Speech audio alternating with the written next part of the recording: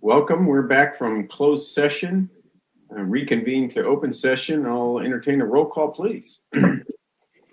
Councilmember Nierenheim. Here. Councilmember Lowenstein. Here. Councilmember Horvath. Here. Councilmember Gran. Here. Councilmember MD. Absent. Mayor Brand. Here. Thank you, Eleanor. Any items, any closed session actions to announce?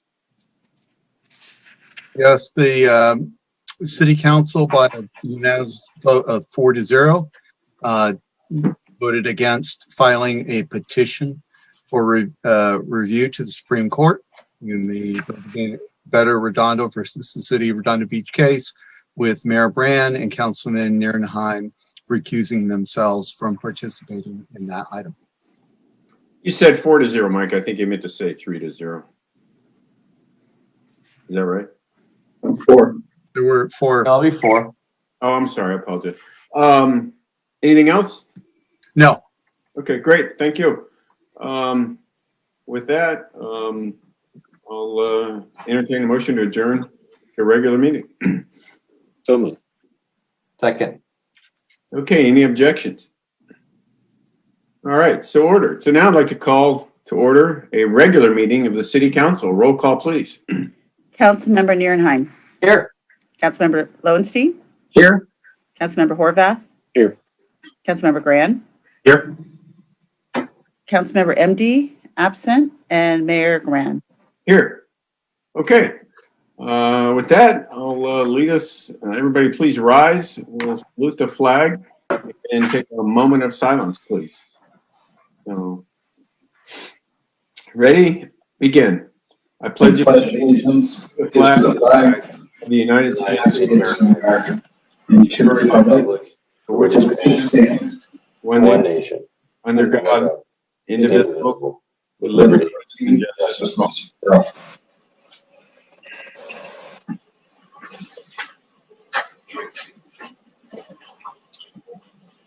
Okay, thank you. I guess with that, we'll move on to announcements. Councilmember Nierenheim, do you have any announcements to make? Actually, I had a great community meeting last night. Lots of people showed up, lots of interest. I want to thank everyone for showing up. If you have any interest in showing up, again, send me an email if you didn't hear about it on the newsletter. Other than that, I do have an announcement actually. Found out via press release today that junior lifeguard program is going to be on for summer 2021. It will be reduced class sizes, 20 kids, 20 junior guards to one instructor, face masks, daily temperature checks, things like that. So it will only be 3,100 kids in the program as opposed to the 4,300 that they normally have. New kids will be also a part of the program. There'll be some tests happening later on this spring. So, you know, sign up for the newsletter information from the fire department, LA County Fire Department, and they will send out more info for you guys. So good. Have fun this summer for all those kids out there and parents having those kids on the beach. Okay, great. Councilmember Lowenstein. Yeah, that's great news that we're having that back again. So I will be having a District 2 community meeting next Monday. That'll be March 22nd, 6 to 7:30 on Zoom. If you'd like an invitation, either email me at my city address, or I will have a link posted starting tomorrow on my page for District 2 Council. And that'll be 6 to 7:30. Bring your questions, your concerns, and see you then. Okay, Councilmember Horvath. Yep, my community meetings this Thursday night, 6 to 7:30 p.m. Virtual.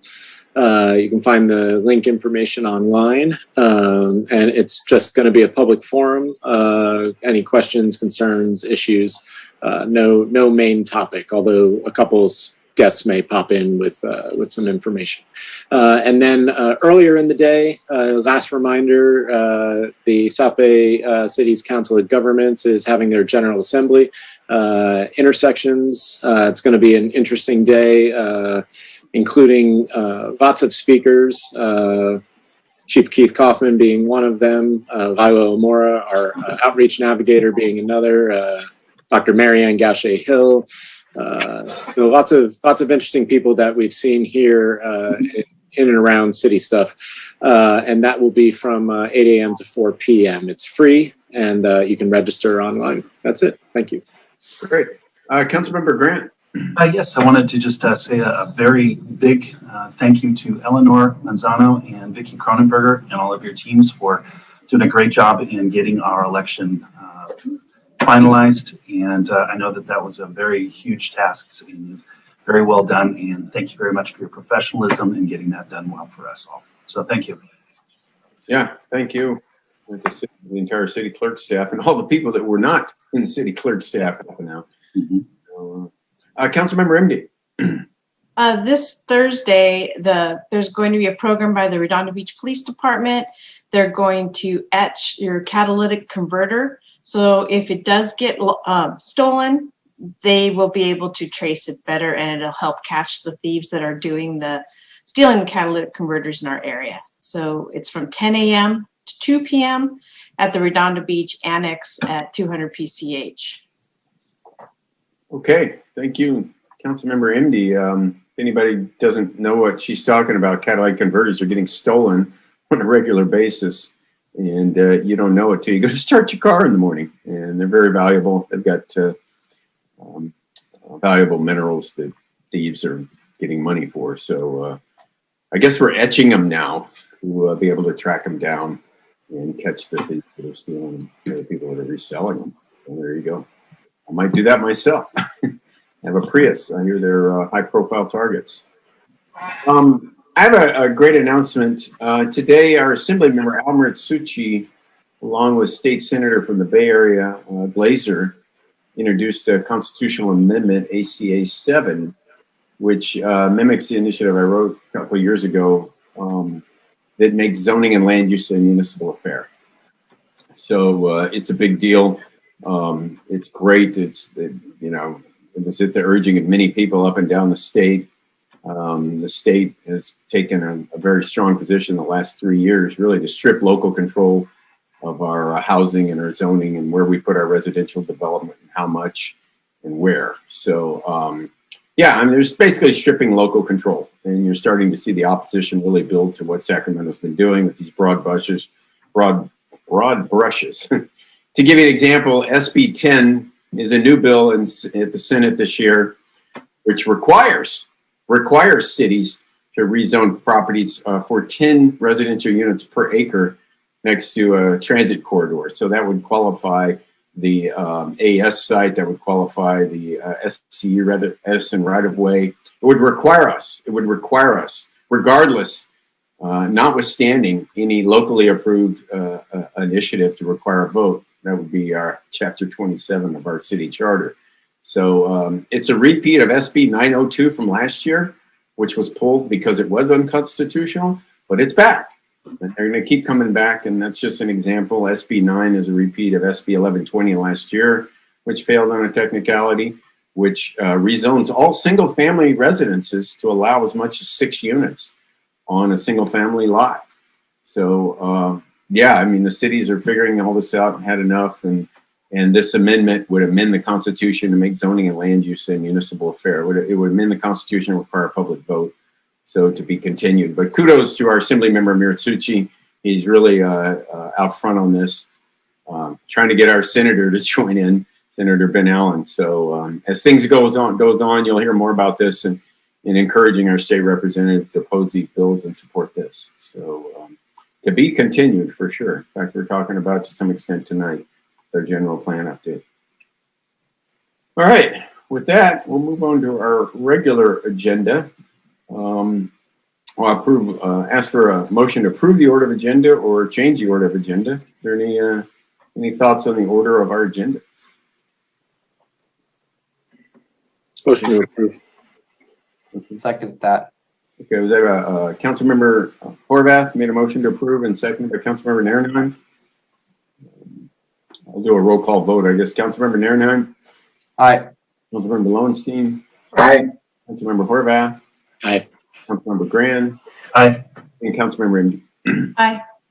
Okay. I guess next up is our agency recess. Tonight we have a special meeting of the Redondo Beach Housing Authority. So I'd like to call to order a special meeting of the Redondo Beach Housing Authority. Could I get a roll call, please? Yeah, let me just see if we can get more commissioners up. Okay, great. Okay, Member Nierenheim, Here. Member Lowenstein, Here. Member Horvath, Here. Member Gran, Here. Member MD, Here. Commissioner Linez, Here. Commissioner Vogelsang, she's absent, and Chairman Brand. Here. Thank you, Eleanor. You're welcome. Pulling up the special meeting here. There it is. Great. Entertain approval order of agenda. Motion Second. Motion by Member Liner, seconded by Member MD. Any objections? Okay, so ordered. Next up is our consent calendar. We have 4 items on the consent calendar. Anybody can pull any item. Any member of the public is welcome to comment on any item. Again, this is a consent calendar for the Housing Authority. Would anybody like to pull any items on the consent calendar?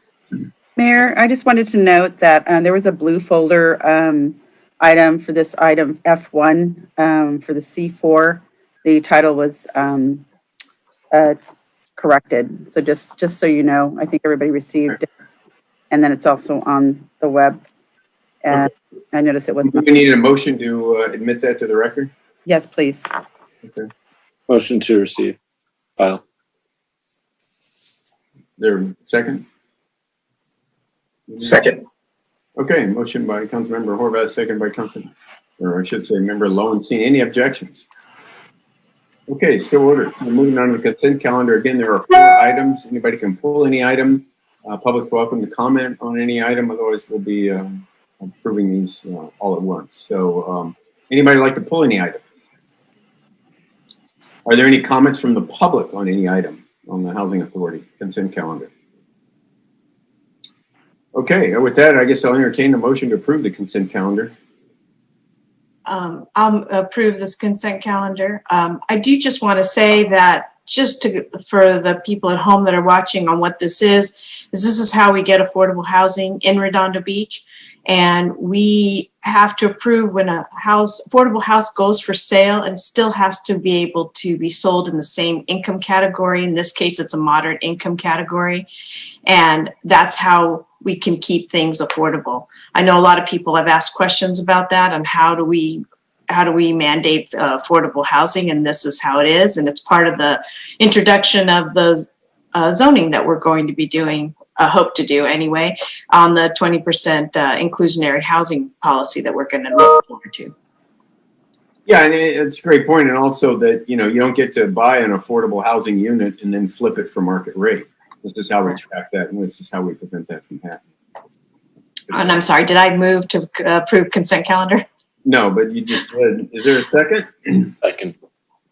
Okay, motion to approve consent calendar, second by Councilmember Horvath. I'll do a roll call vote. Councilmember Nierenheim? Aye. Councilmember Lowenstein? Aye. Councilmember Horvath? Aye. Councilmember Gran? Aye. And Councilmember MD. Aye. Okay, do you need to read anything on here, Eleanor? No, nothing for me to read on this, Mayor. Commissioner Linus as well. Yeah. Oh, and Aye. Commissioner Yeah, Lyons. apologies. Member, I didn't hear Member Linus called. Aye. Thank you, Member Linus. Okay, public participation on non-agenda items. Again, this is the Housing Authority. Any public comments on non-agenda items? No public comments, Mayor, or e-comments. Thank you. Thank you. So with that, we have no public hearings, old or new business. Any referrals to staff? Okay, with that, I'll entertain a motion to adjourn. So moved. Second. Okay, motion by Member Horvath, seconded by Member MD. Are there any objections? Okay, so ordered. We are adjourned. Thank you, Member Lioness, for showing up. Thank you. Appreciate it. moving right along, we're back to a regular meeting of City Council. Roll call, please. Councilmember Nierenheim. Here. Councilmember Lowenstein. Here. Councilmember Horvath. Here. Councilmember Gran. Here. Councilmember MD. Here. Mayor Brand. Here. Thank you. Blue folder items. I know we got some blue folder items to admit. Yes. So we have H9, which is the same thing as for Housing Authority, just a clarification on the order of documents. H11, public comment related to clarify regulations relating to the sale, distribution, use of certain balloons in the city.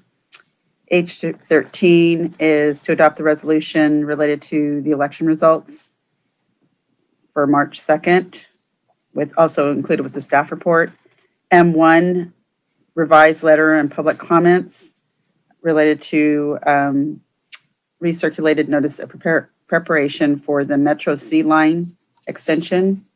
And then N1, which is the PowerPoint presentation and public comments related to the general plan annual process report for calendar year 2020 and the housing element annual process report for calendar years 2013 and 2020. And then N3, just the PowerPoint presentation update report on the conditions of amenities in city parks and parkettes. Thank you, Mayor. Okay. Thank you, Eleanor. Is there a motion to admit those to the record? Did we do that already? So moved. Second. Is that a motion by Councilmember MD, seconded by Councilmember Horvath? Sure. Okay. Any objections? Okay, so ordered. Okay, so on to the consent calendar. Tonight we have 13 items on our consent calendar. Any member can pull any item on the consent calendar. Any member of the public can comment on any item on the consent calendar. I'll go through council members, see if they want to pull anything. Councilmember Nierenheim. Yeah, I'd like to pull item H4 and that's it, please. Thank you. Councilmember Lowenstein. No, thank you. Councilmember Horvath. No, thank you. Councilmember Gran. No, thank you. And Councilmember MD. No, thank you. Okay. H4, I'm sorry, I just want to get clarification. There are 14 items. Are you pulling all of them? Yeah, I'll just make life easy. Okay, great. Yeah. Just want to make note for my notes. Thank you. Okay. I guess with that, I'll entertain any public comments on any item other than item H4. Okay. So there are no Zoom. Vicki, are there any for any of the H's? Yes, we do have a comment submitted for item H11. Okay, go ahead. Okay, submitted by Diane Forte, Government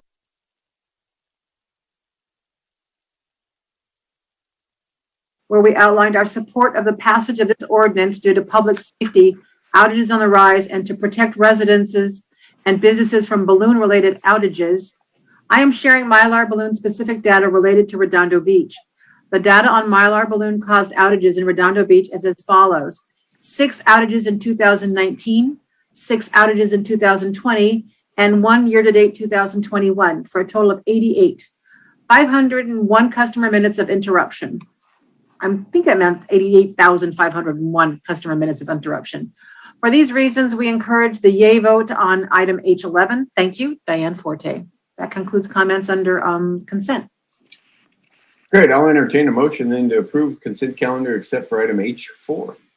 I'm sorry to interrupt, but doesn't Andy Lesser have, he was also H11? Yes. Okay. Yeah, I see. There we go. Can you hear me now?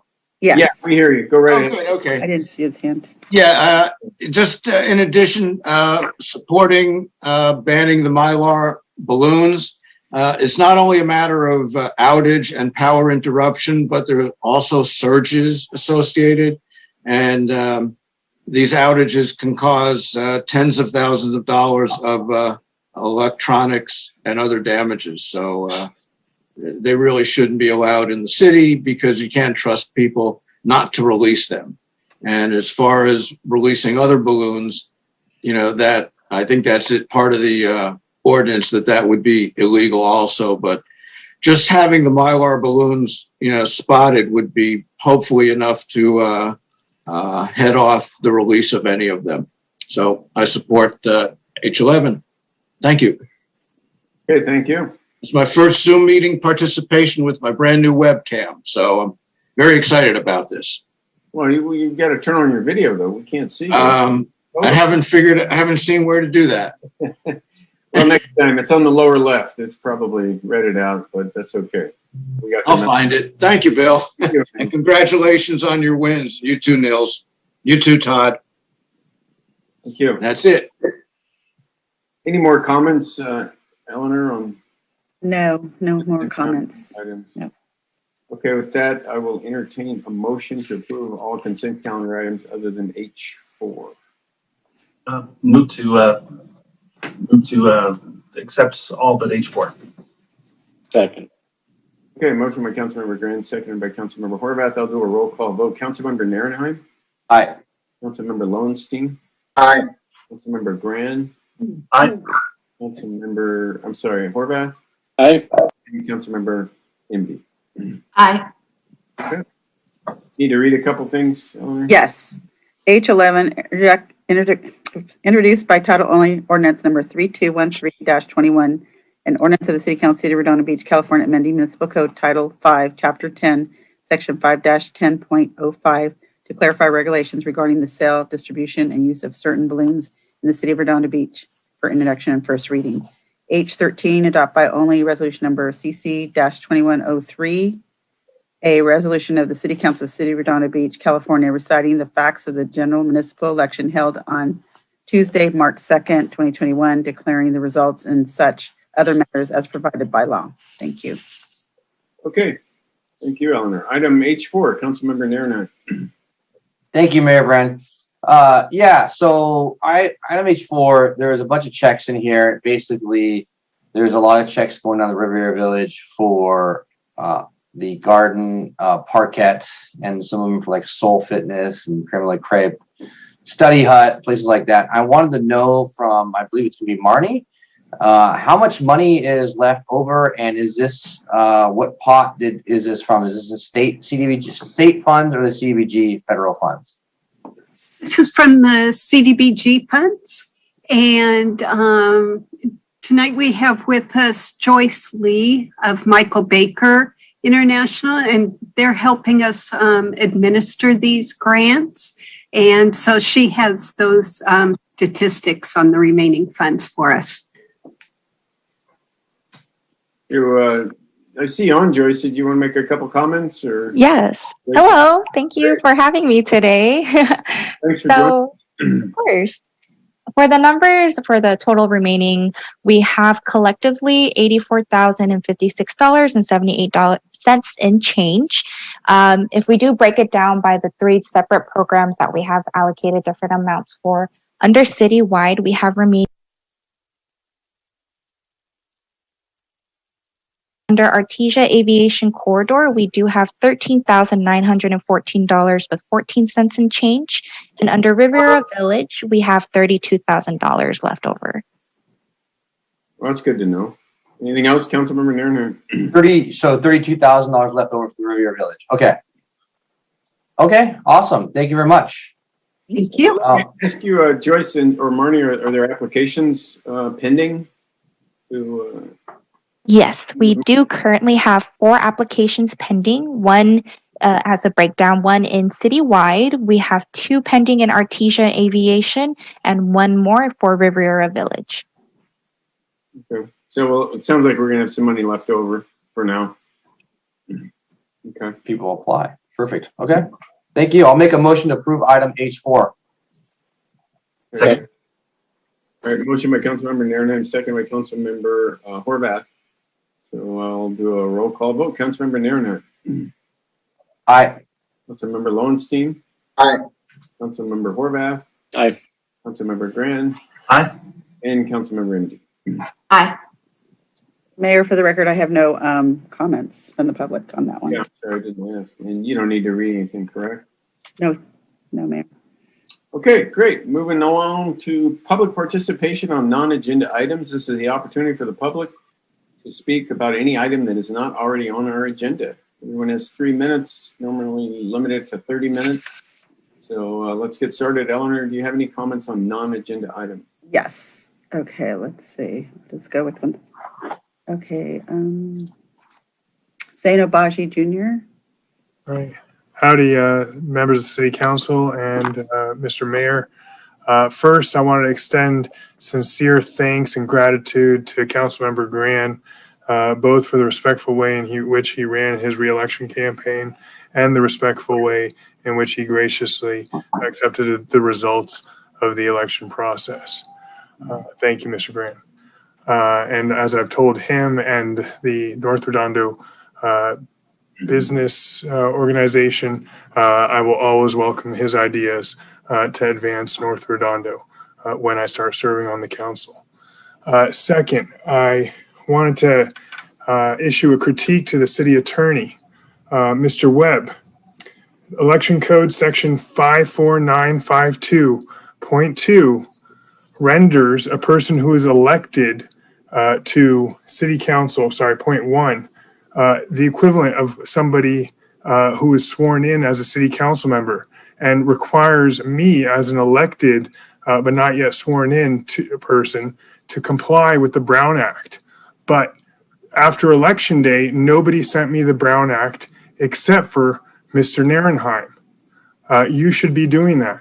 With the amount that we are paying you, us being the city residents, you have got to be on top of giving us good legal advice so the city does not get itself into another lawsuit. So thank you, Councilmember Narenheim, for sending me the Brown Act so that I can comply with it.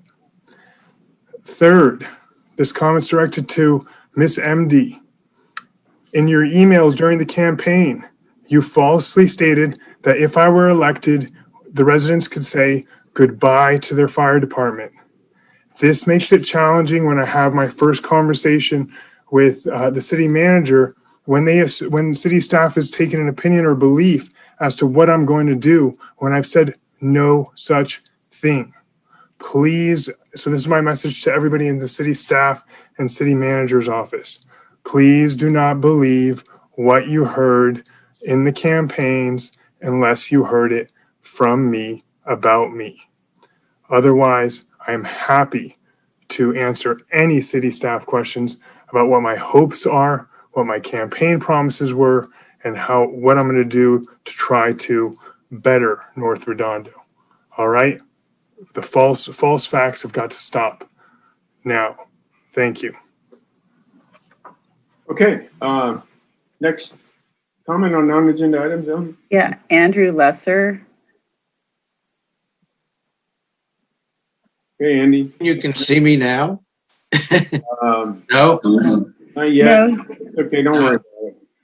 Well, I'll have to figure it out. Anyway, I just wanted to say what a great job the police in Redondo Beach and the other agencies did in relation to that homicide that happened on North Juanita Avenue, the containment that was set up, and congratulate everybody that won on the election, including Mike Webb. I'd like to say that everybody except, I think, one had very competent, respectful campaigns. There was only one campaign that was basically 100% negative, and it didn't work. So anyway, congratulations to all, and I'll figure out how to get the video working because I can see myself on this thing, but I don't know how to bring it to you all. Lower left of the screen there, Andy. Actually, the attendees are actually audio, because to get them video, I have to send them into panelist. Oh, now you tell me. So I thought there was something I'm sorry. wrong with No, what I I'm was sorry. doing. Just Okay, Oh. I've got it down now. yeah, because then it takes that time to switch them over and then switch them back. Understood. And boy, it's really freaky how bad you look on camera. Even look better in the mirror than on a camera. I'll have to get a makeup artist. Anyway, thanks for allowing me to participate. Okay. We like Thank dogs. you. Always love dogs. So Okay. get right on that. All right, any more comments? Yes. Let's see. Jack Epstein.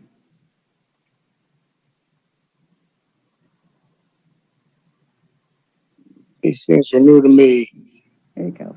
Okay, can you hear me? Yeah. Okay, thanks. Nice talking to you folks. Last Tuesday, Barbara and I were watching the city council meeting, after that great presentation by Redondo for the community gardens, one council member started hurling accusations that were false. They were conspiracy theories, and it actually started a character assassination of Bill Brand, a truly remarkable young man. It started reminding me of a program I watched in 1954, McCarthy Army hearings, which went back to 1940s. For those of you who weren't around in the 1940s, let me remind you who Joseph McCarthy was. He was a senator from Wisconsin who made his reputation on getting rid of communism in this country, but by so doing, he ruined the lives of many people by false accusation, character assassination, and conspiracy theories, just like we heard last Tuesday night. And this bothered me very much. And the sidebar to that, his lawyer was Roy Cohn, who was Donald Trump's lawyer in his early part of his career, who he really loved as a lawyer. Now, this Roy Cohn was a very dangerous man. What happened in that particular period, the Army McCarthy hearings in 1954, Joseph Walsh, the judge of that hearing, made a statement that ended the career of Joseph McCarthy. And he said, "Sir, don't you have any sense of decency?" And I was listening to that, and it just reminded me of 67 years ago when I was listening to that as a young kid. Do the people of Redondo Beach need this particular problem, or do we really want it? And that's all I have to say, and I'm very disappointed in that council member. Thank you. Okay, thank you. Any more comments on it? Yes, Barbara Epstein. Go ahead, Barbara. Right now you're on mute. There you go. Okay. Hang on. Okay, it's me, Barbara Epstein from Redondo Beach. First, I want to thank our city clerks for their enormous effort in the election recently and every day for all their service to us. I'd like to address my questions to City Attorney Webb.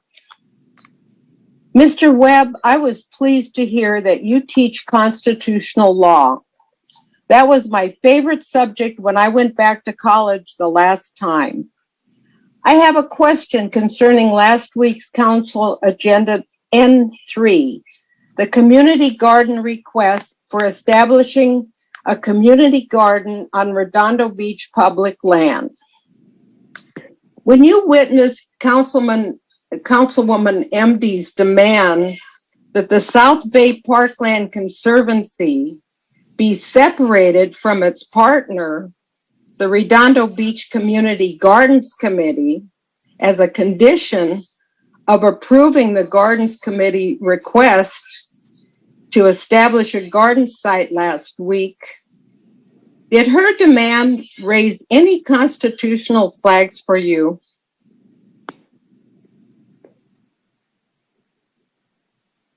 Well, we don't answer questions, Barbara, under non-agenda items. We can't discuss anything under non-agenda items. That's part of the problem. Okay, then let me tell you that I became very, very interested in the Constitution after taking that class.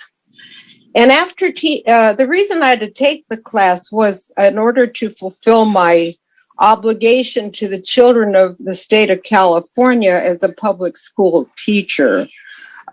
They needed to know the ideals of our democracy, and the Constitution is a key part of that whole public government issue.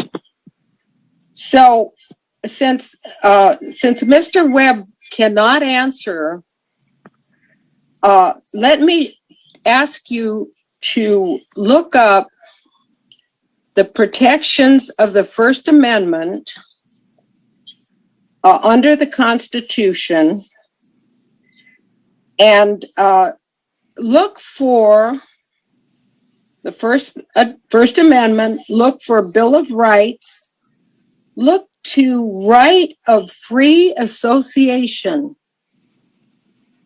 Right of free association, meaning that the government may not impede the right of citizens to associate with each other. I'm hoping that Mr. Webb, when he witnesses any unlawful behavior on the part of any city official in the next 4 years, that he please intervene on behalf of the city of Redondo Beach and its residents. Thank you. Okay, thank you. Barbara, Okay. any more, public comments? Yes. Candace Nafisi. Good evening. I just wanted to come on to congratulate. Hey, Ms. Nafisi, we can hear you. Go right ahead. Good evening, Mayor and Council. I just want to congratulate Bill, Mills, Todd. No, I want to turn up your volume. We can't really hear you. Sorry. You're very muffled. We don't really hear you at all, actually. Okay. How's this? Oh, Much- yeah. Okay. So good evening, Council and the Mayor. I want to congratulate Bill, Nils, and Todd and Zane on running excellent resident-focused campaigns. Residents are incredibly excited about the new leadership in the city and looking forward to, hearing and seeing you guys consider charter reform, strengthening campaign finance reform, developing a code of conduct that we can hold commissioners accountable for. We're looking forward to getting the right commissioners on the commissions who are free of conflicts of interest and have no ties to developers, and many other great policies that I think that this leadership team is really going to bring, and all of their great ideas that they're going to have in mind to strengthen our city. And so we have got a lot to do in the city, and it's really great to see that we finally have a strong, capable leadership team that's going to move this resident-focused policy agenda forward. So I'm just here to say I'm excited about it, and onwards and upwards. And many of us are just delighted for April 6th. So thanks so much for all of the time that you guys have put in to really think about what the residents want moving forward. And we are looking forward to it. Okay, thank you. Any more, Eleanor? Okay, not on Zoom, but we have some e-comments. Go ahead, Vicki. Okay, first comment is submitted by Maggie Healy. The city of Redondo Beach should not be providing funds or public space to a nonprofit organization that has sued the city and continues to raise funds for that purpose, and whose advisory and governing board members include the mayor, his wife, and his political allies. It wouldn't be prudent, nor would it be ethical to do so. I'm grateful that last week, council members MD, Grant, and Horvath listened to and read the concerns and support of residents to move forward with the community garden, except that represents the entire community and is not entangled in the controversial and exclusionary South Bay Parkland Conservancy. I hope the community garden committee members can see their way to clear the SBPC and move forward, keeping the whole community in the garden. It is quite troubling that at the March 9th council meeting, the mayor felt the need to silence the 43 residents who wanted to share their concerns and support via e-comments. He squelched those voices without consent from the council. That seemed undemocratic. You can't get more hypocritical than Mayor Brand and council members Lowenstein and Narenheim.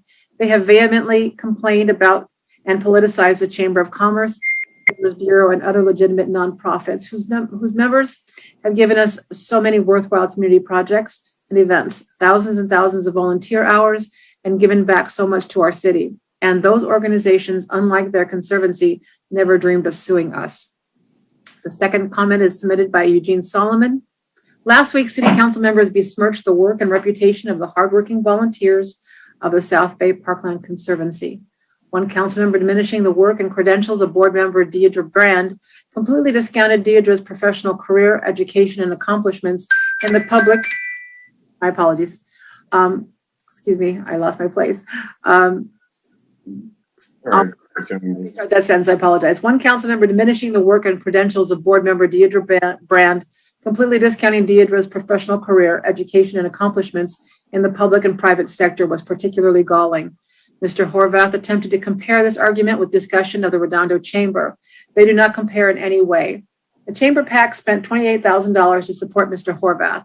The SBPC does no such thing. The Chamber PAC was investigated and found in violation of state regulations by the FPPC. Not so for the SBPC. Investigators from the LA County DA interviewed me on several occasions about conduct of the Chamber PAC, doubtful for the SBPC. There is no comparison between the two, and efforts to smear the work of the SBPC are beneath the council and without merit. The next comment is by Wayne Craig. I would like to congratulate Mayor Brand as well as council members Nierenheim and Lowenstein on being reelected to another term. The city is looking forward to moving forward after nearly 6 years of stagnation and litigation in our harbor. I want to thank John Grand for his service to the city these past 4 years. While we haven't always agreed on every subject before the council, I do want to commend John for serving our city and look forward to speaking with him on ways to improve the Artesia Business Corridor. Now, on a different note, I would like to say how disappointed I am with the shameful display exhibited by Councilmember Laura MD last week. In what can only be described as a contrived fake controversy, Councilmember MD decided to attack and besmirch the hard work of hundreds of Redondo Beach residents working with the South Bay Parkland Conservancy. Sadly, this was done to score a few points with her MD and on cult followers that appear to be some of the most hateful and angry people in our city. It was a complete embarrassment to both you, Councilmember MD, and the people of Redondo Beach. The residents of Redondo Beach are watching and will remember your actions in any future office you plan to run.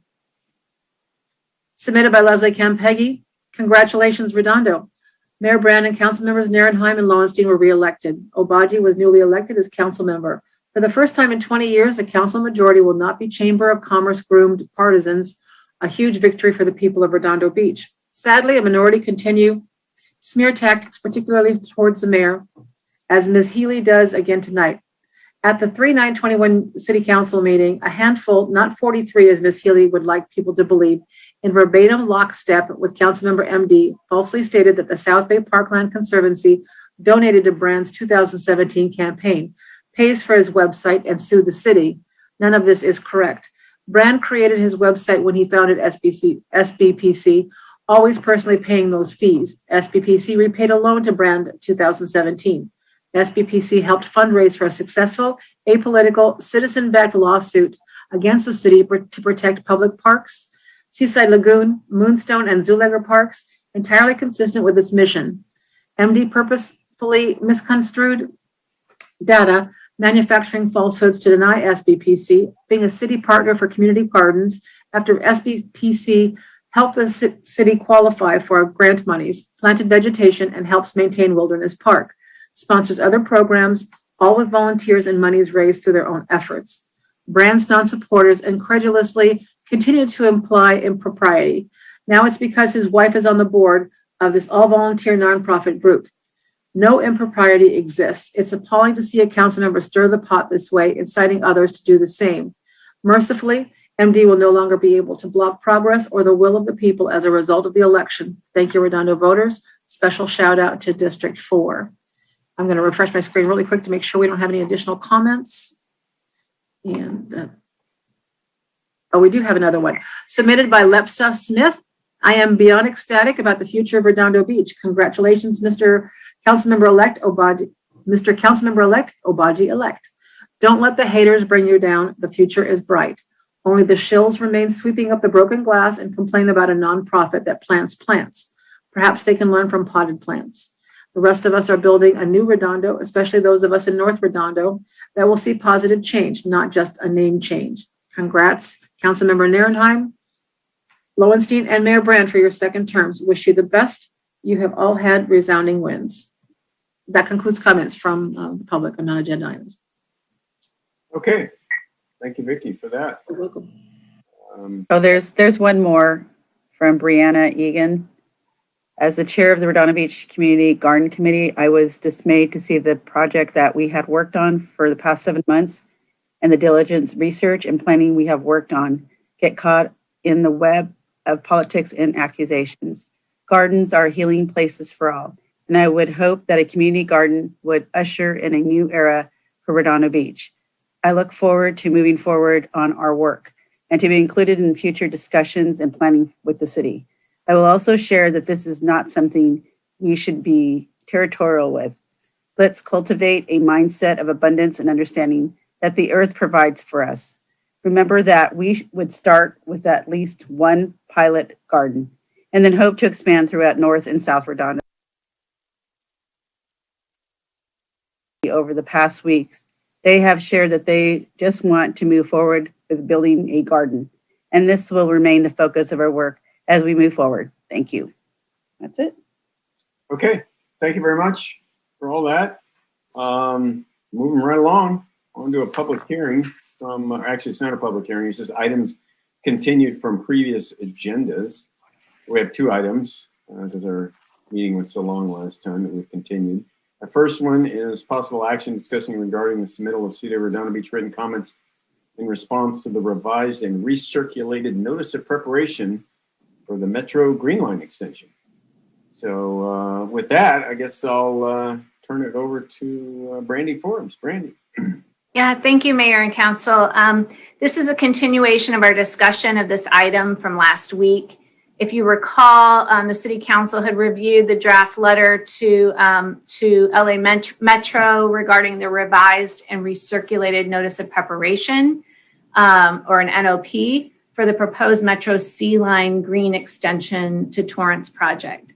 The revised and recirculated NOP is to inform public agencies and interested parties that Metro has determined that this project may result in potentially significant environmental impacts and that they are going to be preparing a draft environmental impact report in accordance with CEQA, the California Environmental Quality Act. And this is an opportunity to provide comments on the scope of what they'll be evaluating in the draft EIR.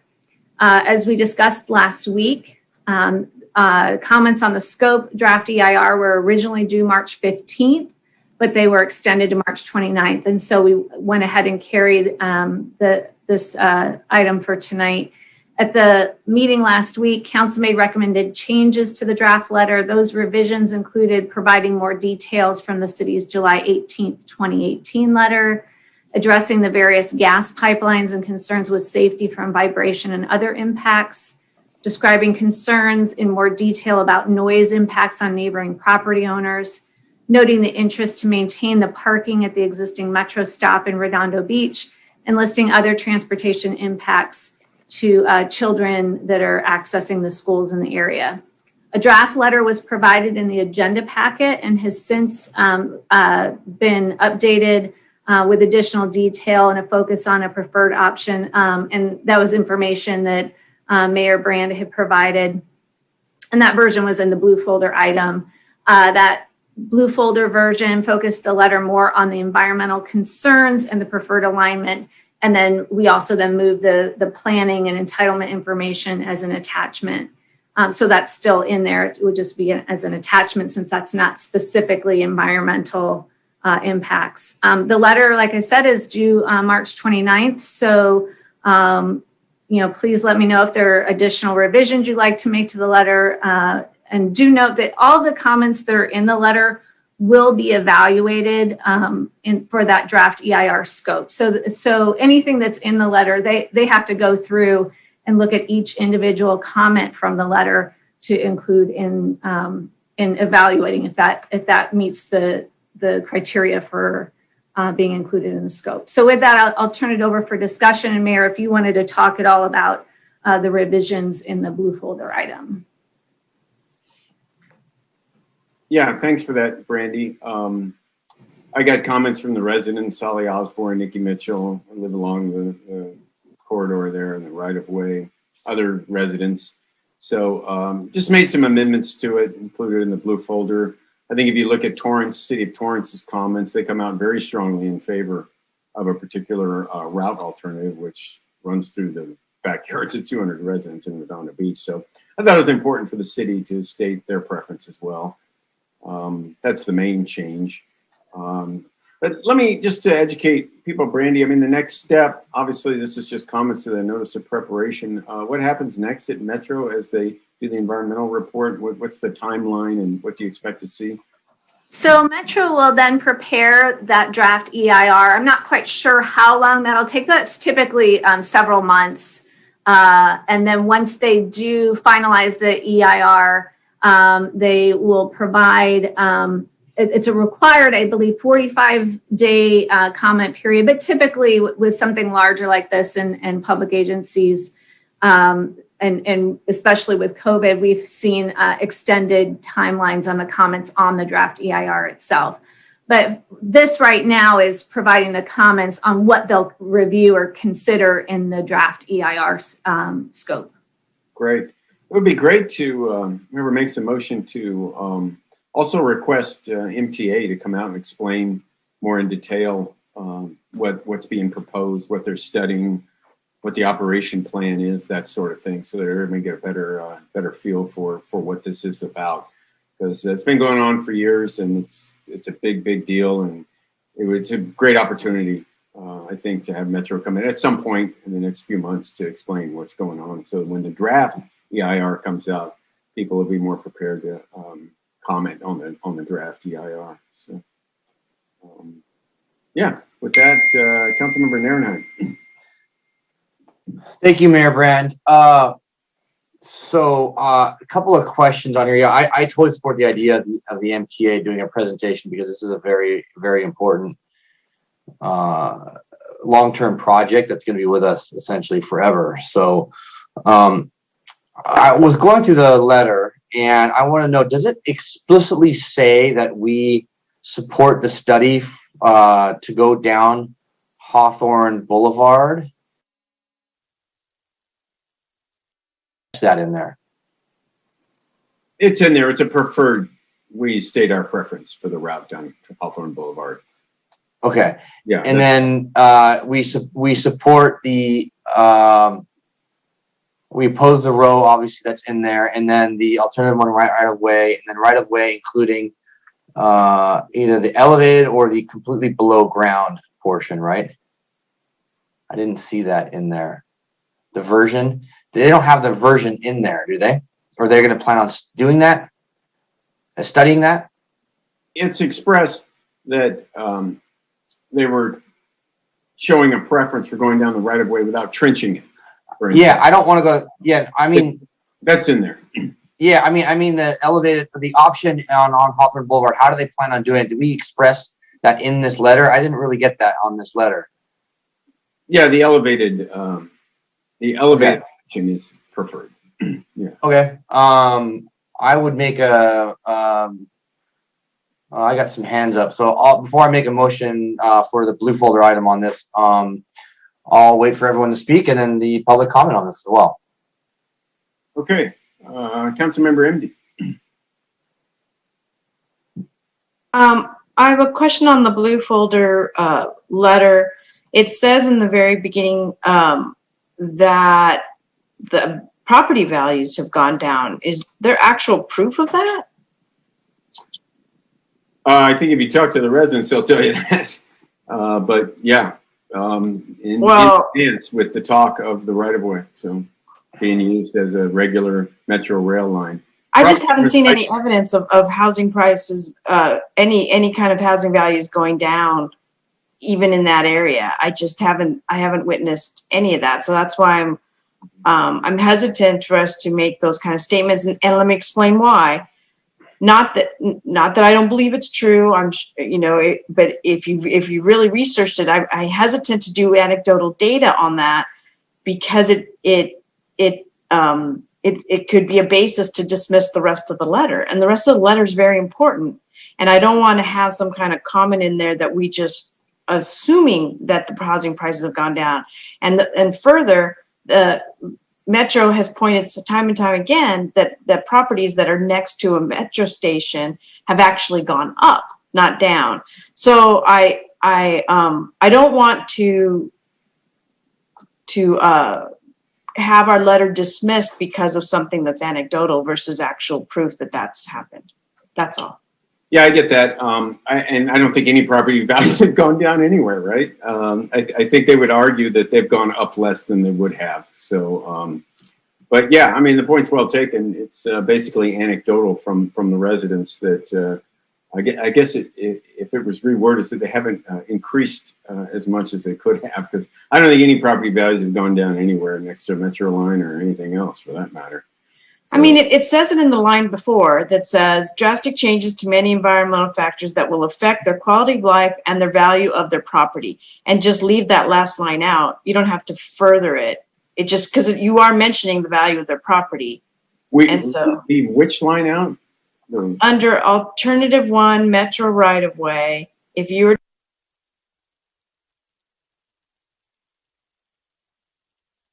which says impacted by the drastic changes to many environmental factors that will affect their quality of life and the value of their property. So you kind of set it there. And then in fact, their property values have already been devalued by just the consideration of adding their regular rail service adjacent to their properties. That's the only line. That's the sentence. Yeah. Yeah, Okay. that's just the sentence. Anything else? I don't have any. I'm not like super passionate about that particular. I'm just, that was what, when I read the letter, I thought, I hope it doesn't make them dismiss the letter because of that kind of statement. Yeah. No, point well taken. Anything else? That's it. Councilmember Horvath. Yeah. So I don't necessarily have an issue with this this rewrite, but one of my concerns is, even though Brandy says they will listen to everything in the letter, I am worried that although in the very beginning of the letter we are coming out against alternative 1, which is consistent with what we've done already, that the language related to what we would like them to study to mitigate noise, vibration, and whatnot for that route has been moved all the way down to the paragraph about alternative 2. And so that's the language related to trenching from south of Grant all the way to the rising again at Hawthorne 190th. So in my mind, that language should be up underneath the alternative 1, not with alternative 2. It doesn't go with alternative 2. That would be my one recommendation related to that paragraph. What's that? Move that paragraph. Well, it's part of the paragraph, so you don't want to move the whole thing because you are talking about alternative 2 there, but you want to move the parts that are specifically related to comments and things that we are requesting they add into the full EIR under that area. Okay, are you getting this, Brandy? If we make this motion, you're following and can make these adjustments if that's how the vote goes? Yes, I'm doing that right now. I've got the document in front of me to make those track changes. Anything else, Christian? Yeah, I just want to bring up a couple concerning items that have come to my attention. Some information was given to me anonymously from residents in that neighborhood. And I just want to caution the mayor and the council to be very careful here with what we are advising residents to do. So I'll just read some of the things in here, but the first thing I want to read is from the apparently this second meeting summary that was given to me, and it distinctly says that that Councilmember Horvath has not committed to fight for his constituents from 182nd to 190th. This information was provided by the mayor to the residents. And I find that disturbing and because I was the council member who brought this item to this body in June of 2018. I'd already had community meetings around it. I had already negotiated for Metro to have tours with residents and take them to see other sites. And then you guys all signed on to a letter that I had written and we made some minor modifications. So, I've been fighting and advocating for these residents and what they want for quite some time. To tell them otherwise, I don't know why that would even happen. Furthermore, in these summaries, and I'll do a motion to receive and file so they're part of the record. It reads here that, Mr. Mayor, that you are advising these residents to potentially find an attorney, Frank Angel, to fight against Metro, which is understandable, but it also says possibly the city and plus the county. And so I'm just concerned because our job here is to help and advocate for the residents, but to advise them to hire an attorney that is already suing the city, to me seems counterintuitive, and possibly an issue if we're advising them to possibly sue the city. I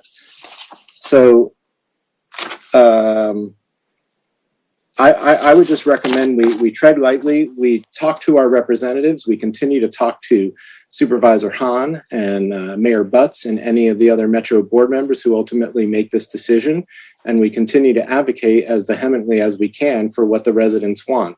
But I am concerned that if we take the residents and start to advise them to do things that may not have a dramatic impact, that then that will create legal issues for the city in and of itself. With that said, I'm happy to make a motion to approve the letter with those minor changes that were discussed. Okay, is there a second? Second. Okay, let me respond to that. Number one, I'm not a big fan of anonymous comments. I don't know why people are afraid to say who they are. And really, I get a lot of anonymous comments, and I got to tell folks they don't get much traction with me, and I certainly wouldn't repeat them at the council meeting. As far as talking to the residents, I was rather surprised that us even commenting on this NOP was not scheduled. So the only reason we're even having this discussion is because I brought it up, I think, at the February 16th meeting at the very end of the night, that we had one more chance to comment on the NOP. And, you know, unfortunately, staff, the council, the representatives in this district had not caught on to that. And this NOP was going to go out with no comments from the city of Redondo Beach if I hadn't brought it up at the end of the last meeting. That is not true. To quote Donald Trump, I'm very proud of myself for bringing that forward and us being able to be a part of this, because it would have been a major, major miss for us not to have comments on the simple notice of preparation for the EIR. As far as giving the residents their options, yeah, absolutely. They can form a group. They can track the EIR, and if they don't feel that the environmental impacts have been studied properly, then yes, they absolutely can file a lawsuit against Metro and do whatever they want. And so, or not, you know, and maybe Metro will do a great EIR and everything will be fine, and they'll choose the route that we prefer, and we can all move forward. But yeah, I'm always available to the public to discuss their options.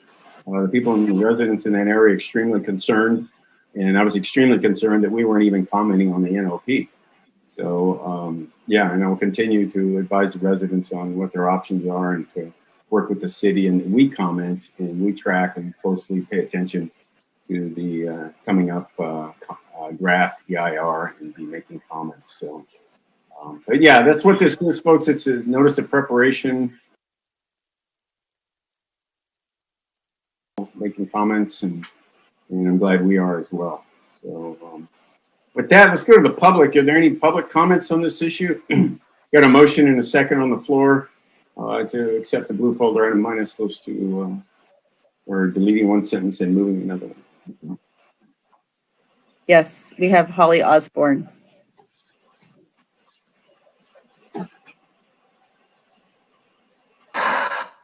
Okay. I submitted part of the comments in that letter. Let me start my timer. And I wanted to explain to Brandy why I did that. I'm sure you got the blue folder item, the scoping letter, and also Torrance's letter. And here's the items I wanted to address. Holly Osborne, District 5. I wanted to define a name for our elevated option on Hawthorne Boulevard. The Metro proposed alternative is largely at grade, and they called it option 2, which was formerly option 3 in 2018. I want to introduce the notion option 2R, where R means revised, or maybe we should use E because E stands for elevated. And anyway, I like to be precise with definitions. Anyway, some factually incorrect language was used in the city's current letter, the one that you had proposed. The letter says, referring to 2018, quote, the Redondo Beach City Council urged the Metro Board to proceed with a full EIR to study the initial alternative 3, comma, an elevated route along Hawthorne Boulevard, end quote. And that was incorrect. The initial alternative 3 was not an elevated route along Hawthorne Boulevard. It was partially at grade. Mr. Horvath proposed an elevated route along Hawthorne Boulevard. So I just like to get my facts exactly straight. And then in 2021, option 3 became option 2, but not in identical. Excuse me, I'm too tired. I gotta go slower. Option 3 became option 2, but in the identical at grade position. Metro totally ignored what we said in 2018. So we need to give our option a clearly defined name. This is also important in countering other cities' arguments against option 2, because some of those arguments would not be valid against option 2R. Okay. The second item was about the parking. I asked the city to keep the parking at the existing Redondo Metro station, and what the city inserted into the letter was, quote, the city requests that Metro maintain the parking at the existing Green Line transit station in Redondo Beach, both during construction, etc. And this could be interpreted as keeping the parking that exists in Redondo Beach. But people, the Redondo station is not in Redondo Beach totally. The station is between Redondo and Hawthorne, and actually most of the parking is in Hawthorne. Less than 1/3 is in Redondo Beach. So I want the city to make clear its desires that Metro keep all the parking associated with the station. I know that's being picky, but I just don't want the Metro to say, well, you only asked for the parking in Redondo Beach, because this is going to be a major sub-terminus. Okay, now I've got one more thing. Please extend my time. I want to make absolutely clear that we are not supporting a row option. I have walked the row, and there are portions in Lawndale where there's clearly not room for a freight line and 2 rail lines. Diagrams posted by Metro in January 2018 showing their relative positions were not consistent or correct. They have had... I'll motion to extend. Second.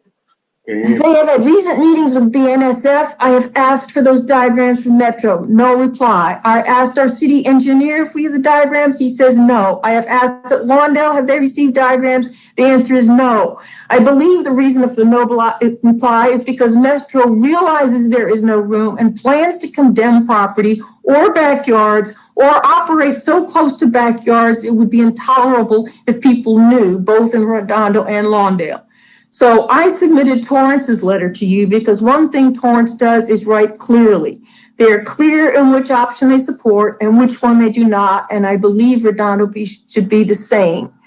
Clear in supporting Hawthorne Boulevard option 2R and opposing the row and protecting their residents. If you've got any questions, I'll answer them. I'm tired from this is second post-COVID shot recovery. Sorry. Okay, well, thanks for all your work on this, Holly. Who's our next speaker, Holly?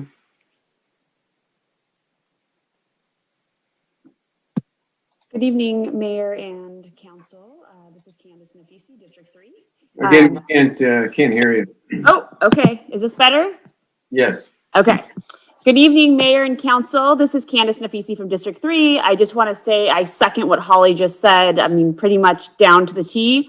I do want to thank Mayor Brand for ensuring that Redondo Beach put in a letter and that our voice was heard. I'm glad we didn't miss out on this opportunity to share the route that makes the most sense for the residents. The difference between working hard to make sure this occurs and the difference between fighting are two really clear different things. So I ask that you please provide some clarity to the letter that you've drafted. And when you read the other letters that the cities have submitted, you can clearly understand which option they prefer. Please explicitly state that Redondo supports the Hawthorne Boulevard option in an elevated position. And please say that you oppose the row option. Many residents have shared with me that the elevated option is the preferred option. I also wanted to share, even though we don't have any evidence of property values going down, property values have gone down because the homeowners have to disclose that when they sell the home, that the green line could be coming and that there is talks about it. And so when you have to include that as part of your sale of your home, there comes to some negotiating power in that. And so residents aren't able to ask for the full asking price. So that's a little bit of where the property values have dropped. That kind of buzz is happening because you can see from a couple of the sales in the neighborhoods, other residents have expressed this to me. And so that's kind of where the buzz is coming regarding that. Anyways, thank you for submitting a letter. I know that residents are grateful for you putting in the time for this, and thank you for putting your neck out there and doing what all the other cities are doing to get this in the right place where we need it to be. Thanks so much. Okay, thank you. Any more comments? No more Zoom, but we have e-comments. Go ahead, Vicki. First comment submitted by Julie Ifland. This extension cannot go into the backyards of our homes. The noise, vibrations, traffic congestion, increase in crime, and proximity to schools makes this proposal totally ridiculous. It will devalue areas of our city and would be a disaster for our local community. Second comment submitted by Stephen Catalano. Using the right-of-way option for the Metro C line green extension to Torrance would have a negative impact on the neighborhood that I am a homeowner, as well as the city of Redondo Beach. The objections at this point, I hope, are well documented. I would request that the letter being drafted by the city council convey the message of a definite no to the ROW option. The message should be that the city of Redondo Beach will not allow Metro in any way, shape, or form to use the right-of-way corridor. Hawthorne Boulevard is the only logical option for the Metro C extension. Thank you. Submitted by Anna Maldonado. I suppose the right-of-way option to extend the Metro Green Line to Torrance. There is a shell pipeline between our townhome community and the train tracks. There are also other pipelines in the vicinity. Currently, only a few trains pass by per day. With the tracks and constant train traffic, how would the constant vibration affect these pipelines, safety to the community and neighborhood, and structural aspects to our homes? Thank you. Submitted by Nikki Negrete Mitchell. As a ground zero homeowner right smack in the right-of-way, I oppose the revised letter drawn up by the city staff for the following reasons. First of all, it's alarming not to see pointed decisive support for us 200 plus egregiously affected Redondo Beach homeowners by making crystal clear our opposition to alternative one. Torrance clearly, pointedly, and decisively make their position clear in their scoping letter to Metro. Why wouldn't we? The Lawndale planning rep spoke definitively about their concern for their homeowners and residents as their priority in that scoping meeting with city planners on 2/21/21 with Metro. We'd appreciate hearing that about us and forcefully. The Redondo Beach letter posted as an agenda item contains a lot of misleading and false info. The zoning on right-of-way looks like to be conflated with the Edison Line's bike path, so that needed to be struck from the letter. A lot of language regarding waterfront and Catalina corridor zoning totally irrelevant, plus more irrelevant language about multifamily building codes, all of which need to be struck as well. Speaking to each alternative needs to be separate so it's clear what concerns we have about what and state our position. Our safeguarding and respect for our citizens needs to be made very clear. Relevant studied language about the dangers of the petroleum gas within the corridor needed to be made explicit. Also, the proximity to such flammable materials to not only the homeowners, but passengers. In the current Redondo Beach letter to Metro, there is no positioning at all, especially in light of Torrance's well-oiled, united and pointed, albeit misguided, positioning in their letter. In reference to us 200 plus Redondo Beach homeowners directly affected by Alt 1 in their Torrance meetings, they have dismissively said, oh, they're used to it. Redondo Beach leadership cannot allow them to speak for us or about us in such a horribly false manner. Let's not be steamrolled. Our current Our concerns far outweigh arguments opposing Alt 2 for public safety regarding liquid petroleum gas located within the right-of-way corridor. Noise pollution, especially with the rail crossings, property values in the hundreds of thousands, and quality of life in our peaceful hometown. Next submittal by Gianna Mitchell. As someone who lives right on the right-of-way, I vehemently oppose the notion of the Metro Green Line going onto the right-of-way. I have lived with sensory integration dysfunction my entire life, which has given me incredibly sensitive hearing. Well, I can deal with the noise of a train going behind my house once or twice a day, provided I am not outside. The noise of a train going by every several minutes would be absolutely unbearable. Coupled with my on and off tinnitus, I am extremely concerned that the noise from the train will cause irreparable damage to my hearing. In addition, there is the visual factor to consider. A large wall going up would obscure my view of the trees and make my backyard look like a prison. And with quarantine for the past year, the last thing I need is for my home to feel even more like a prison. I do support the Metro going down Hawthorne Boulevard. Submitted by Julie Young. I would like our elected city council members to know that I strongly oppose the Metro extension along the right-of-way. I believe that Hawthorne Boulevard is a much better option for this project because I firmly believe that transit should stay with transit. The extension should remain along Hawthorne, at grade, above grade, or underground. Municipalities regularly integrate different forms of transit for travels along similar routes, and the South Bay should be no different. Keeping the extension on Hawthorne keeps thousands of Metro riders out of the family neighborhoods of Redondo and Lawndale. It would also direct them to see what exists on Hawthorne Boulevard, potentially bringing awareness to the many new and established brick and mortar businesses there. Metro's reasoning for rushing this project is so that it could be completed before the Olympics. But the fact of the matter is that this project is decades too late, and instead of working the least expensive, quickest solution, there needs to more thought put into a permanent long-term solution. The Olympics are going to be in LA for 2 weeks. The families and homes that will be affected by dozens of Metro trains for 16 hours a day, 365 days a year will be here for decades. I also see a huge missed opportunity for Metro to work with the Galleria property as a transit center along Hawthorne Boulevard. Bringing the extension down the right-of-way will also take away any future opportunity to change transit stations. I'm deeply concerned about the Shell pipeline that is along the right-of-way. Having a bird's eye view of a pipeline repair this past July that directly affected my property and living conditions, I can't imagine what moving the freight tracks close to the line would have the potential of doing. I urge the city to listen to and help raise the voices of their residents. There are also 2 comments under G1 that are also directly related. Submitted by Gianna. Oh, these are both submitted by 2 people I've already spoke, but it's about the letter and supporting Mayor Brand's option. That concludes public comment. Vicki, there's one more. I think it's Alexander. Okay. Thank you. I'm scrolling down right now. I'm sorry. For M1. Oh, yes. Submitted by Alexander Makarzik. EIR question. What will the impact on the emotional, mental well-being of individuals who live next to the tracks, whose property butts up against the train property, those who experience a commuter train that will pass by our homes every 7 to 10 minutes, 24/7?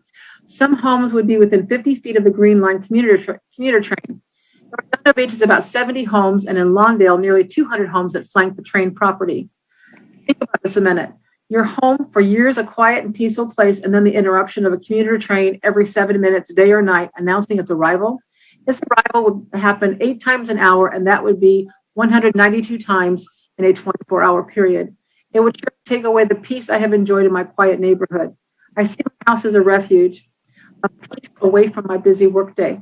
Why should I have to suffer such invasion into my peaceful life?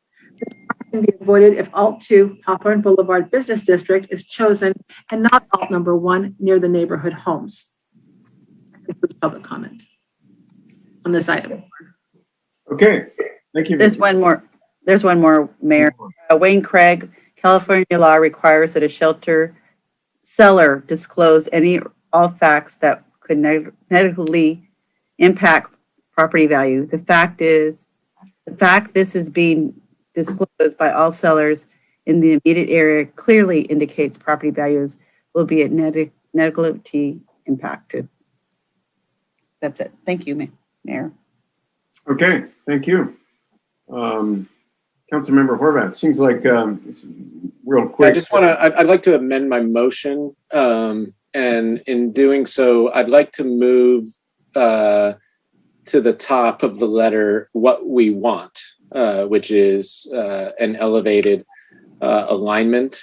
So I would move that to the top of the letter before we get into the things that we don't want and that we oppose. So that it is clear per the comments, some of the comments that were made.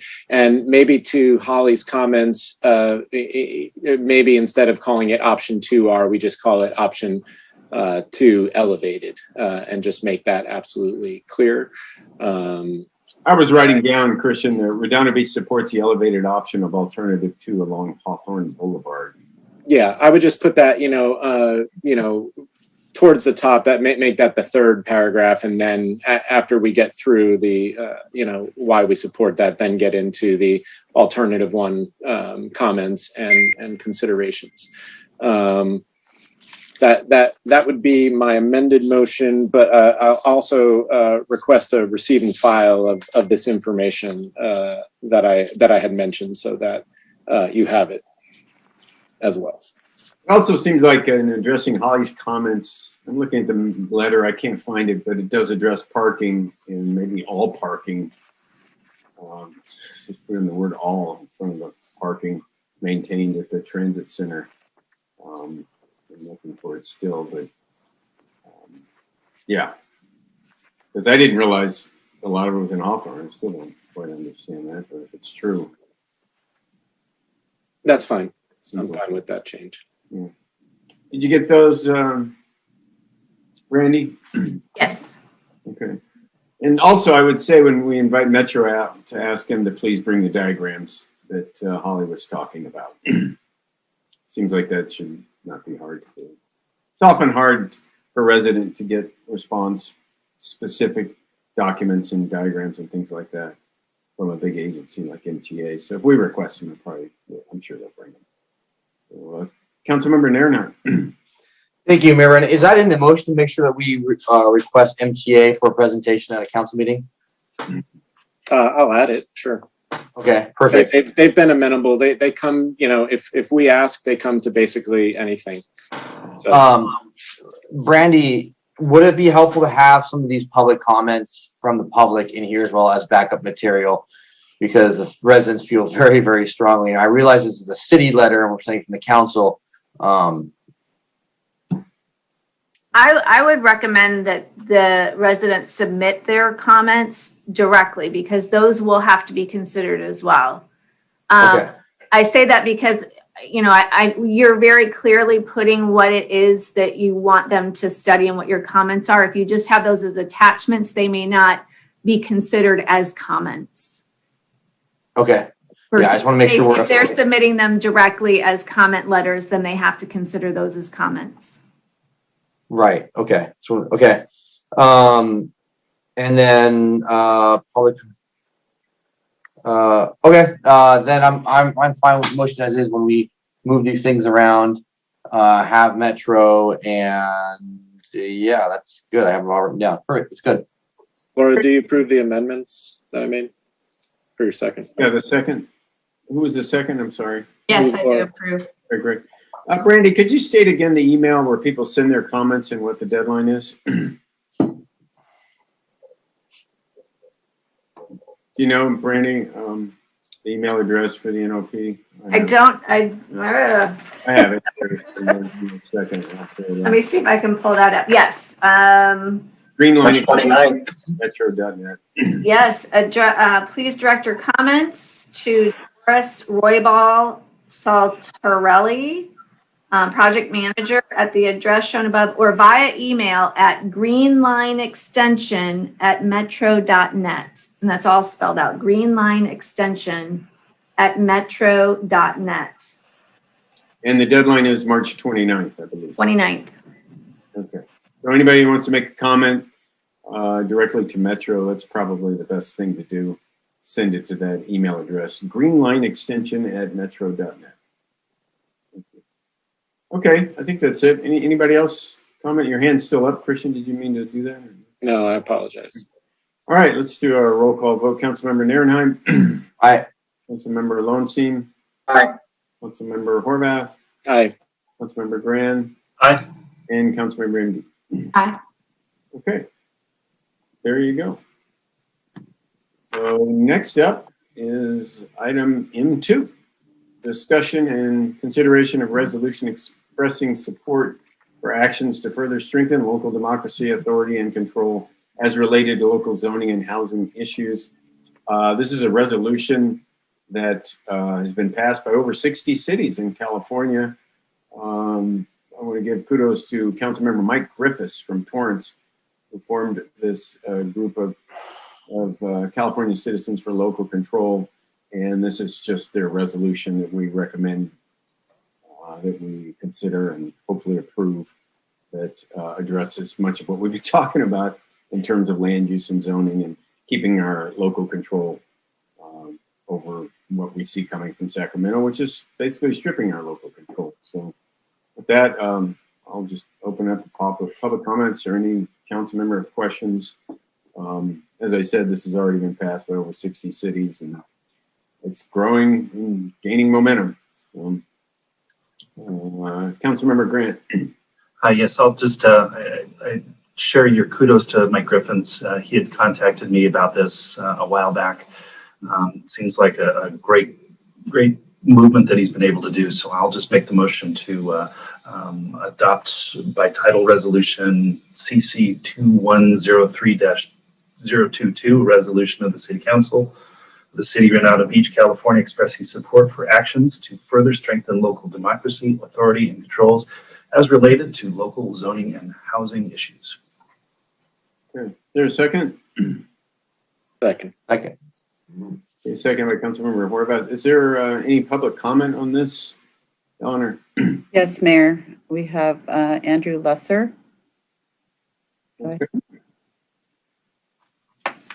ahead, Andy. You're still there? Okay, hear me now fine? Yep. Yeah, I'm definitely in support of local control.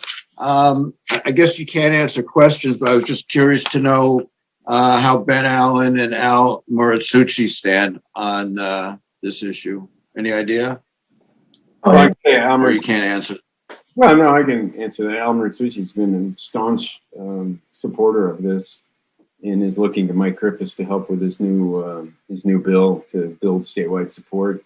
Ben Allen's generally supportive of local control, but I would encourage anyone to write both of our state legislators and even just attach this or just say you stand for local control and go on their website and make it quite clear where you stand on this, because they have a slew of bills coming to them yet again to strip local control in this session. So it's always good to reinforce. Well, I do that.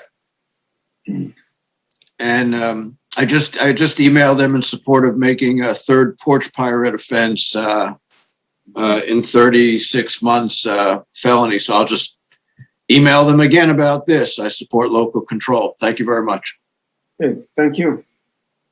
More public comments, Eleanor? Yes, Holly Osborne. Okay, you guys, can you hear me? Did I unmute? Yep.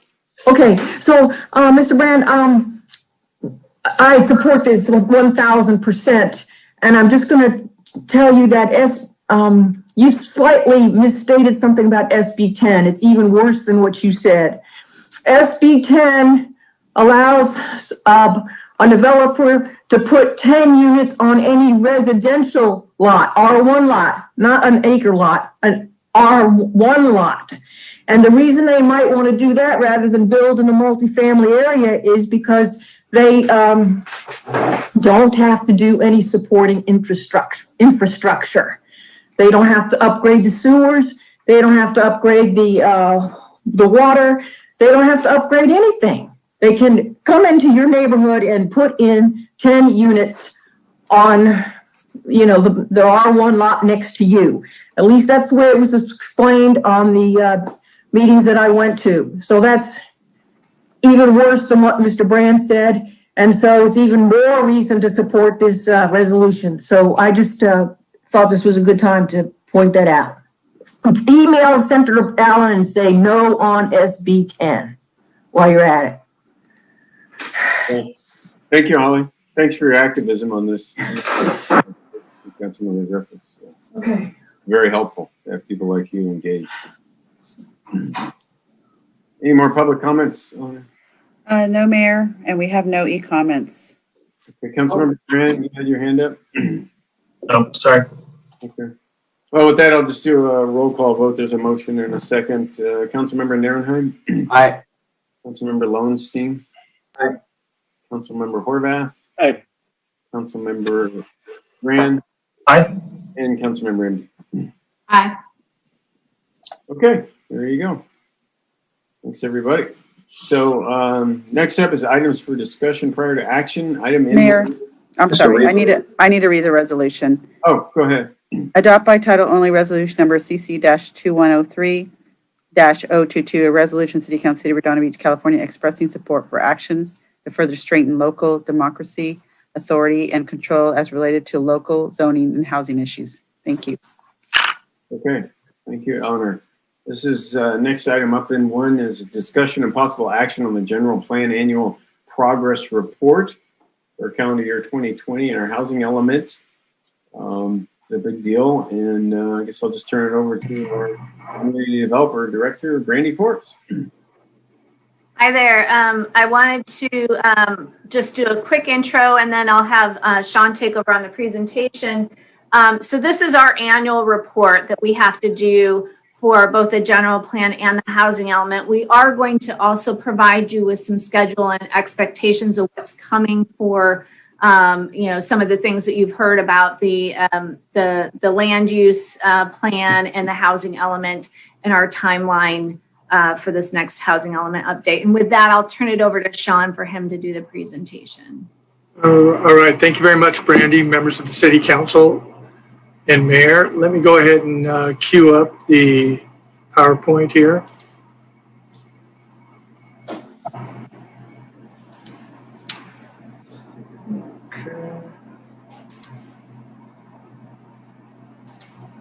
Okay, so as Brandy stated, yes, this is our general plan and housing element annual progress reports for calendar year 2020. And we are going to focus on this in this presentation on, as Brandy said, schedules going forward, but there's some information we want to provide you prior to that. So we'll start with the state law requirements. This is relatively new, effective January 1st, 2018. All cities, including charter cities, have to submit a general plan, annual progress report, and housing element progress report due April 1st to the State Office of Planning and Research and State Department of Housing and Community Development. This is Redondo Beach's third submittal of the general plan and housing element annual progress reports. So the administrative report that you received for this item actually serves as the general plan annual progress report. It's the same format we've used for the last two prior general plan APRs. This slide here just lists the components of the general plan annual progress report. There's a general status of the city's current general plan. We've got some chronology and history of the city's general plans. Also have a section on updates to the city's current general plan, which was originally adopted in 1992. Then this next bullet is really where we're going to focus some time on the schedule going forward for the general plan update and some of the key components that we're going to be moving forward. There's also a statement in the report about the consistency of the capital improvement program for the city with the general plan. Then we summarize any zoning ordinance and general plan amendments that have occurred in 2020. And then there's a summary of all the development projects that we've processed here in the planning division as well as community development. Just before we get into the schedules, just a little bit of emphasis on what we've done since 1992. Big effort in 2009 the city undertook with a 33-member Citizens Growth Management Traffic Committee. They updated, or the city updated, the circulation element and the housing element in 2009. Then again, 2014 and 2017, we updated our housing element. And that's because the city currently is on a 4-year housing element cycle. Now, and we'll get into it with the schedule, but if we're able to update this 6th cycle housing element and submit it to HCD before October 15th, 2021, then we move from the 4-year cycle to an 8-year cycle. So these are the 3 elements that are moving forward that we're going to go through the schedules for. We've got the first item, the draft general plan land plan map that was just recommended from the General Plan Advisory Committee. That's one component. The second is our draft housing element for the 6th cycle. And then the third is the general plan element updates. And we'll run through those schedules. So the first one is the draft land plan map. And we've got this highlighted item to start off. And on April 6th, we plan to bring back to the council a schedule or calendar for your confirmation for moving the land plan meetings forward. But here's what we currently have as advertised meetings. We have a community meeting, the third one as part of the general plan update process, scheduled for April 7th. A planning commission meeting is scheduled for April 15th. And then 2 city council meetings are scheduled, or we're hoping to schedule and advertise April 20th and May 4th. And understanding there might be a need for additional meetings with the council, we've got just some dates that we looked at that are optional that the council may consider and certainly can discuss tonight as well. April 27th, May 11th, May 18th, and May 25th. Possibly also, we've noted here, there could be a joint meeting between the city council and the planning commission. So this is the schedule that we are looking at for the housing element update, 6th cycle. If you look at the last bullet, submittal to HCD no later than October 15th, 2021, we essentially backed into this schedule with that as our target. And so in order to hit that target, we have to submit a draft of the housing element to HCD early June. And then HCD takes 2 months to do an initial review. Then we get back their comments, roll them into the updated document, and then bring it to the planning commission in August, September, and then to the city council in September. And then submittal again to HCD no later than October 15th. This is the schedule we have running forward for the overall general plan update. A lot of information here, but essentially we've got 5 GPAC meetings budgeted, and in those meetings, the task will be to update the city's goals and policies for the land use element, the parks and recreation element, the open space and conservation element, and also we're going to have GPAC review the recommended goals and policies from the Public Safety Commission for the noise and safety element. Following all the GPAC meetings, and those will run from spring of this year to fall of this year, we'll have community meeting number 4 in the fall, and that'll be to present GPAC's recommended draft updated general plan elements and the plan. After that, it would be planning commission and city council public hearings, and those would be later in the fall or winter of 2021 and spring of 2022. Then we'd look to take the general plan update to a citywide vote and coastal commission review in the fall of 2022.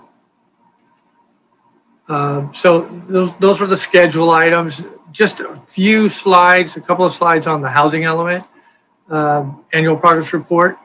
And the housing element progress report, annual progress report, is all the tables that are attached to the general plan annual progress report. So this just summarizes all the tables, but essentially what these tables do is they document every residential unit that's been developed in the city and all phases of that residential development. So when you come in for an application for a residential unit, it's logged into these tables. When you're issued a building permit or a zoning approval, it's entered into the tables. Even the certificate of occupancy date is entered into the table. So that's essentially what all the tables are. There were a couple of new tables added to this year's housing element APR. The one that impacts the city here is our LEAP reporting table. The city was issued a LEAP grant, which is actually partially funding the housing element update. And we have to track the funds expended on that grant. So that was a new addition to the table. I just wanted to share this table with the council as well. This tracks the city's progress towards meeting its regional housing needs allocation, so meeting its RENA. And it has all the different income categories. And you'll notice from about 2018 on, we've actually, really started to develop affordable housing units, not deed restricted. These are all coming from our development of accessory dwelling units. And then finally, we, as the council and the mayor is aware, we appealed our RENA through SCAG. We made a lot of arguments to SCAG that we think really got some traction. However, they can't consider those because currently the factors that are in the state law don't take into consideration what we think is one of our most compelling arguments is the fact that Redondo Beach has really upzoned a large majority of its single-family residentially zoned properties over time. So, and when you compare that to other jurisdictions, it's pretty clear that the city of Redondo Beach has done its part for housing. So we wanted to make sure in the documents we got to HCD that we had all the same arguments that we presented to SCAG. So that's in that annual report as well. So with that, we recommend that City Council receive and file the General Plan Annual Progress Report and the Housing Element Annual Progress Reports, and direct staff to provide a copy of the reports to the State Office of Planning and Research and Department of Housing and Community Development. That concludes our presentation, and we're available for questions. Okay, thank you, Sean. Appreciate the presentation. Can you go back to your slide though, however? Oh, sure. The one with the scheduling of the Planning Commission. I think we all got the email from one of the Planning Commissioners, Matthew Hensley, requesting an additional Planning Commission meeting. And I guess my comment is we got a lot of meetings scheduled here, and it looks like we may get a joint meeting with the Planning Commission as well. So plenty of opportunity for everybody to comment. Planning Commission will have a meeting for this, and any planning commissioner is free to continue to comment, as well as we may have a joint meeting. So will we be deciding, do you need a decision tonight, Sean, on? Well, Brandy, what do you think? Yeah, I think it'll be more, we'll bring this as an agenda item for the 6th. We can have that as a discussion item. So you can say, this is going to be enough meetings, or, hey, this date's, let's take that off of what's proposed. We'll have all of these options available to you, and then we can finalize that schedule on the 6th. But we didn't have that agendized as what we were going to be discussing tonight. So we wanted to make sure that you saw some of these other alternatives. It's going to be pretty busy. So, we recognize that it's a lot of information. We want to make sure that there's plenty of opportunity for discussion with the city council, because there's some big decisions to be made. Yeah, and this will give us something to think about going into that meeting April 6th. And right, and you have this in your blue folder. So, come back to the slide number 6. You can be thinking about it in the next couple of weeks. And then when we're here on the 6th, we can, finalize that. So kind of start looking at your calendars and see what works for you. Okay, thank you, Brandy and Sean. I'll say I was on the Growth Management and Traffic Committee. Well, I think it started in 2006 or early 2007. And yeah, we updated the circulation element and housing element. But we also unanimously made the recommendation that the city council revisit our mixed-use zoning, which at the time was allowing 35 units per acre. And then I got elected to the city council in 2009, and for several strategic plan sessions, I was recommending that we revisit our mixed-use zoning. And it was really just very dense, 35 units per acre.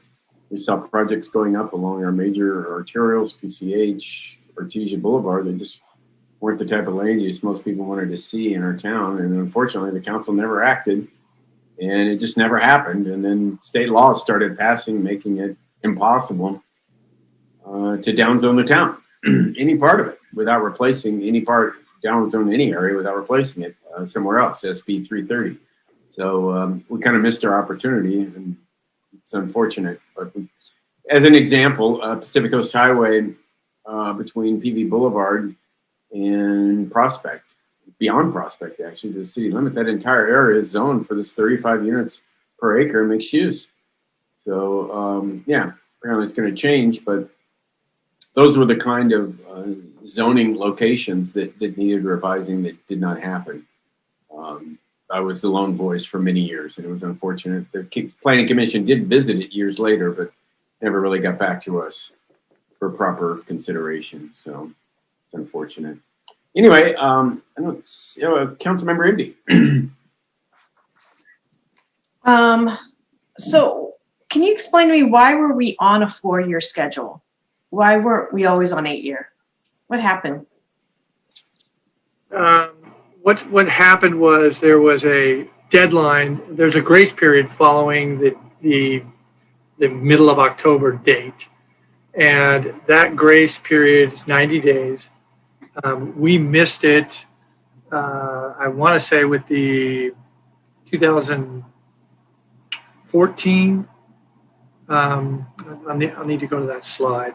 But one of our prior housing element updates. You don't have to go to the slide. We missed Okay, the deadline, and we missed the deadline. So if we miss the deadline this time, we're going to end up remaining on a 4-year cycle.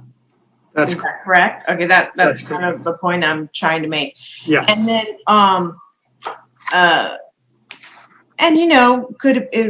there was penny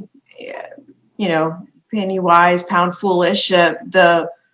In order to change that zoning that Mayor Brown was talking about, the city council didn't want to spend the money to do a vote, and it would have passed, but they just didn't want to spend that money to go do that vote. And in hindsight, they should have, and then we wouldn't necessarily be in that position.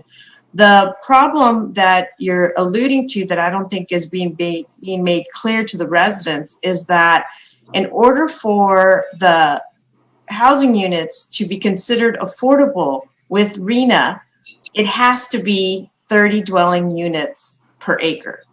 It has to be in order. I'm not saying that. I'm not agreeing with that. I'm not saying that's what it should be. I'm just letting you guys know that RENA has said that in order for it to be affordable, it has to be 30 units per acre. And here's the infuriating part. Once you zone it that way, and someone comes in and decides to build it, it is not considered affordable unless you deed restrict it. So if you build something, for example, and here's the prime example, the Galleria was zoned 35 dwelling units per acre. We built 300 units, and only 60 units are considered affordable. Now, when we did that before, they had said, because we entitled it, if we didn't entitle it, all 300 would be considered affordable. But as soon as we entitle it, only 60 units are affordable and 240 are not. And so it's a bait and switch every single time we entitle something. So it's a problem. It's a self-fulfilling prophecy that we will never make our goal, ever.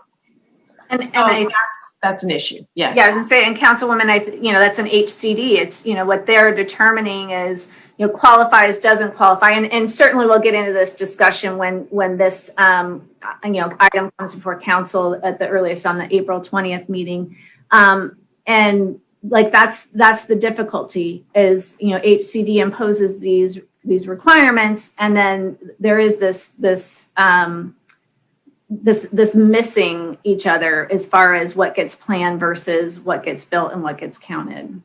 And I agree. I don't want to get into a large discussion about that now because we're going to have plenty of meetings, as you see on the schedule on it. It was just brought up by the mayor about what had got us to this point. And what I'd like to do is we got to focus on what we've got to do forward, because whatever obstacles people saw back then is nothing compared to the obstacles we're about to face. And I would rather us face what our obstacles are right now. And that, to me, is the biggest bait and switch and the most impossible thing for them to demand us to do, especially considering that slide in which we have done our part as far as switching single-family homes into multifamily homes comparatively to the other cities. And that particular graph that Sean had shown you at the appeal hearing was one that the board felt was most compelling for our argument. What failed us is the councilwoman from Ventura. Her response was, well, what about your power plant? It's about to retire. And so coupled with that, they all voted no on that's what she said, Todd. And so they all voted no on that. So that was refused. So we are up against some really big challenges coming up. We can't miss this deadline, guys, on October 15th. And tonight, remember, is just a receive and file of this update, correct? Yes, okay.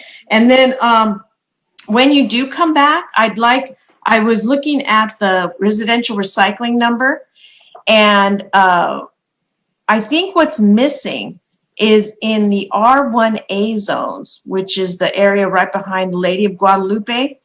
There is, and you might have to, you don't have to explain it to me today, but maybe when you come back, is that there are some lots that are 5,000 square feet.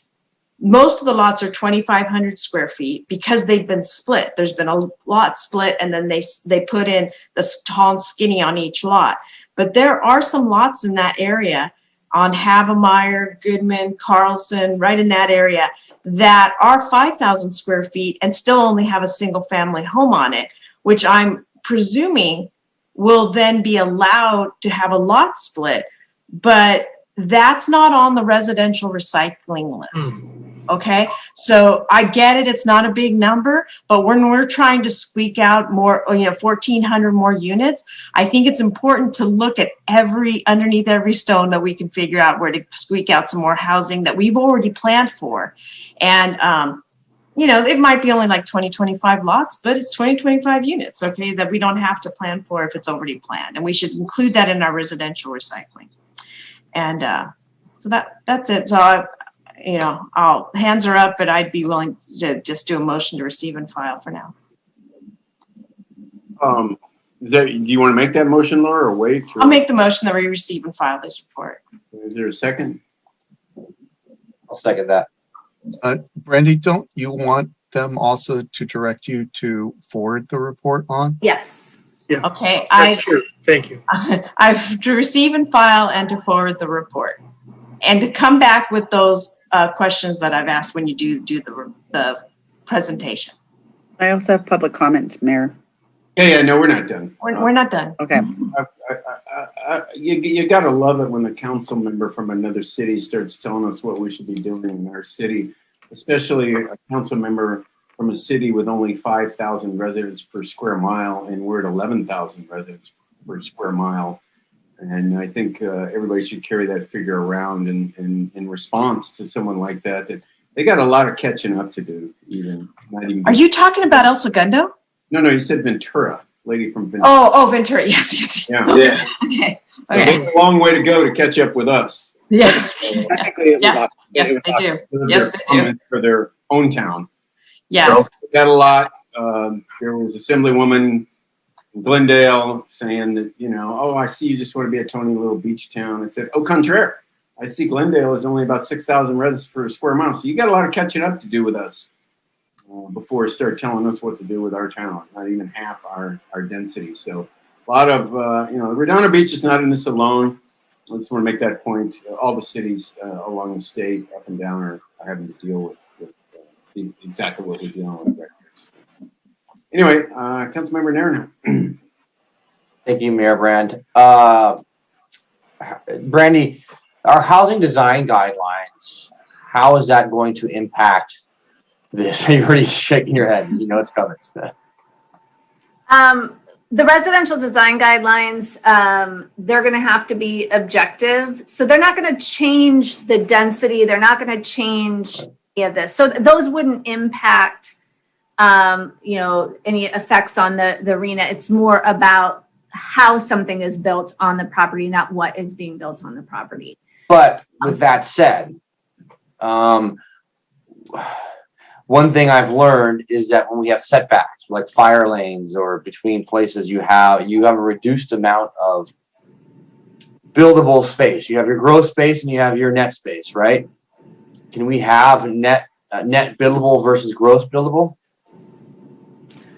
That would be located probably in the zoning itself, not in the residential design guidelines.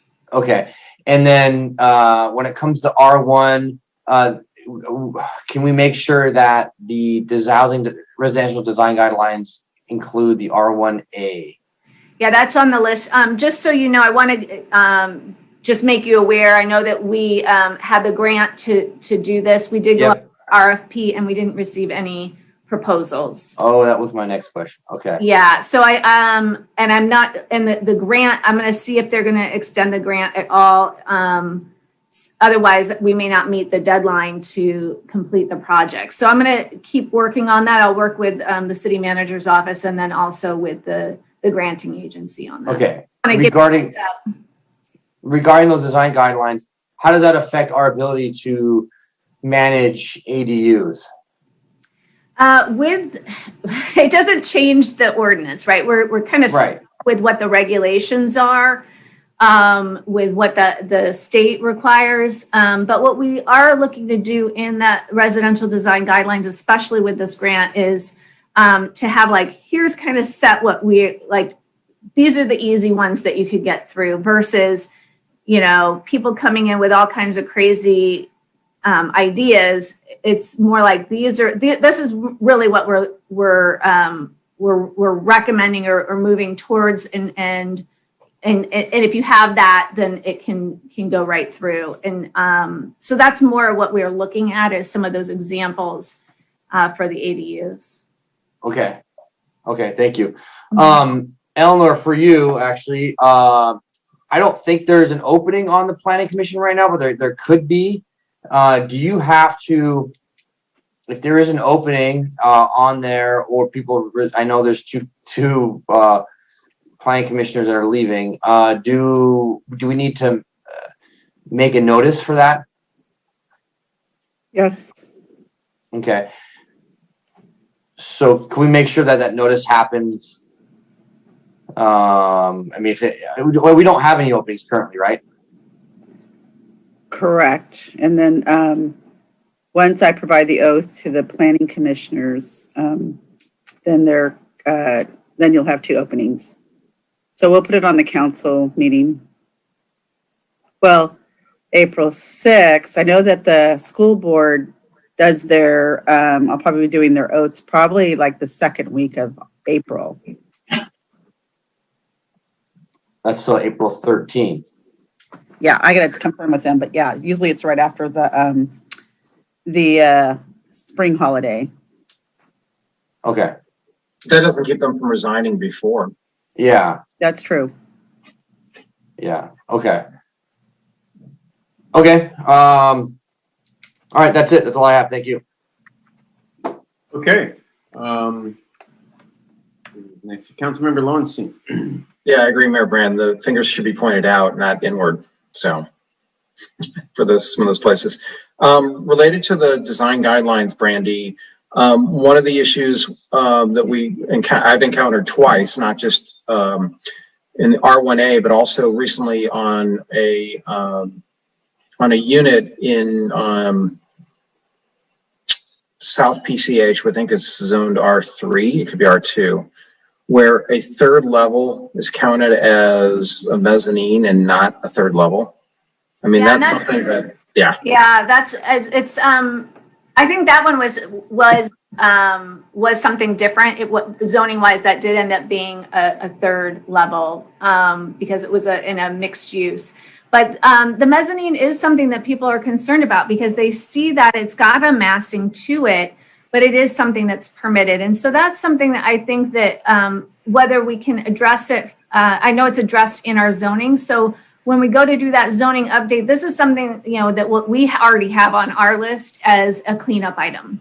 And really revisiting that. And again, even with the residential design guidelines, they have to be objective. So we'd be very clear on, it's not just, it doesn't meet the massing of the neighborhood. It would be very clear. It can only be in this portion, you know, this setback or this portion of the house, or, you know, we'd have those kind of established objective components or measures for that. Okay, great. That's the only thing I wanted to address. So thank you. Okay, public comment. Eleanor, you have some public comments on this item. Yes, I have Zane Obaji Jr. Actually, I didn't have a comment on this. Thank you. Oh, okay. I have you as an N1. Thank you. That's it? That's it. Vicky, I think we have a comment. Oh, wait a minute. I did not see a comment under M2. Oh, no. It's the next one. Yes, ma'am. Okay, no comments. Okay, great. There's a motion on the floor and a second. I'll do a roll call vote. Councilmember Nairn. Aye. Councilmember Lowenstein. Aye. Councilmember Horvath. Aye. Councilmember Grand. Aye. And Councilmember Endy. Aye. Okay, great. Thank you. Thank you, Brandy. Thank you, Sean. So much. Good presentation. Appreciate You guys it. have a lot of work ahead of you.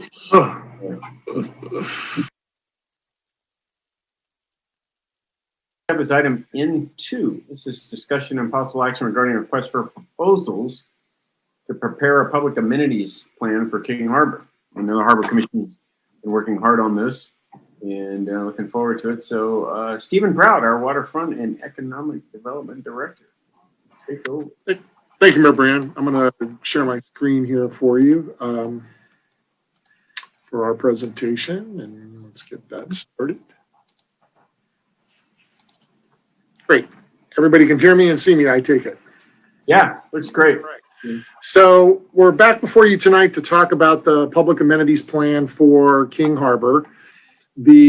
As you recall, just by way of background, this initially started out as a referral item from Councilmember Nierenheim. We came to you on January 12th, 2021. And at that meeting, after some discussion, the council directed us to obtain input from the Harbor Commission on a scope of work that would be contained inside of the request for proposals for any public amenities plan. So we did have two meetings with the Harbor Commission. One was on February 8th. At which point they discussed it very thoroughly. They gave us some comments for us to make edits to, and they actually appointed a subcommittee of two of the members of the Harbor Commission to work with staff on the next iteration of the draft of the RFP. And so we made our initial edits, and then we turned those edits over to Commission Member Walters and Commission Member Carlson. They made their edits, and we brought a red line version of the draft RFP back to the Harbor Commission on March 8th for their consideration. There was some additional discussion at the meeting of March 8th, and following that discussion, the Harbor Commission unanimously approved the form of the draft RFP, and they voted to send it to you for your consideration and recommended that you move forward with issuing the RFP once you've completed your review of that document. Just a little bit of background, you're all familiar with this, but most of our past planning efforts in the waterfront have focused on individual improvements. So whether that be the sport fishing pier, the public boat launch, design work for earlier work on Seaside Lagoon, but they've been very focused on singular elements within the waterfront. And so there's been an identified need to have a comprehensive plan that really considers the interrelationships and the replacement of these various amenities within the harbor. So the purpose of the planning effort is really to go through all of the various amenities that we have and determine which things should be rebuilt, which should be renovated, what kinds of programmatic elements should be contained in the design, where they should be located. And that'll set a framework for the waterfront itself in which the revitalization effort can occur, but it also sets the framework that allows future attraction of business investment in the harbor and the various opportunities that may come up over time. So as we had the conversation with the Harbor Commission and talked about the request for proposal, as you directed, their primary effort was to look at scope of work. And they really identified 5 primary tasks as the core for that scope of work. The first task was to review existing conditions and data. And that can be a lot of the work that we previously did, some of the design work that was done on the boat ramp. We had already held a few public workshops on the sport fishing pier. There's design work that's been done for Moonstone Park. There are studies, technical studies that have been prepared. So we want to make sure that anyone who's going to be working on this plan is aware and has reviewed all of that documentation, done a field visit, looked at site conditions, those kinds of things as part of this scope of work. Also, we're looking for the team to establish and collaborate with a working committee. And I'll talk a little bit more about that, but this is a concept where we would have a working committee made up of various stakeholders. That could be boaters, that can be members of the Harbor Commission, staff, leaseholders, really just anybody who's an interested stakeholder in what could happen with the amenities down in the harbor. Also, we're looking for a very robust public participation plan and meeting schedule. And obviously that's a challenge. And as we continue to work our way through COVID and our ability to have public meetings. So we're looking for the consultant to propose to us how they would structure a public participation plan using social media, using any other forms of communication, website design, participating through websites, comments, Zoom meetings, whatever that might be. But we really want to understand how they're going to go out and engage the public in this process. All of that should lead up to the preparation of a public amenities plan, which I'll discuss in a little more detail in just a minute. And then the plan is great, but we'd like them to also help us craft an implementation strategy in terms of setting the priorities, helping us identify funding mechanisms that may be available to us to implement some of the key improvements. So really bringing that plan to life through this implementation strategy. As to the public amenities plan itself, the Harbor Commission spent a lot of time talking about what should be in and what should be out. So this list is drawn really from the RFP itself, and I'll just briefly touch on some of these items. The first is a waterfront promenade that connects Mole C to the Basin 3 location and the Horseshoe Pier, and that can include anything from structural upgrades, aesthetic improvements, reconfiguring the boat slips inside of Basin 3. So really understanding how that pedestrian experience could be enhanced as you move from Mole C over to the Horseshoe Pier. No surprise, the boat launch facility is a key component and any required parking that may be necessary. We've already had some conversations around Seaside Lagoon, as I've mentioned. So really trying to finish up that process and understand what the future use and design of that facility could be going forward. The use and design of Seaside Lagoon, and the Harbor Commission focused on also including its use as a public event space. So really expanding the dialogue around the lagoon and making sure how that piece of the harbor can interrelate to public events that can occur. And along with that, consideration of other large public events.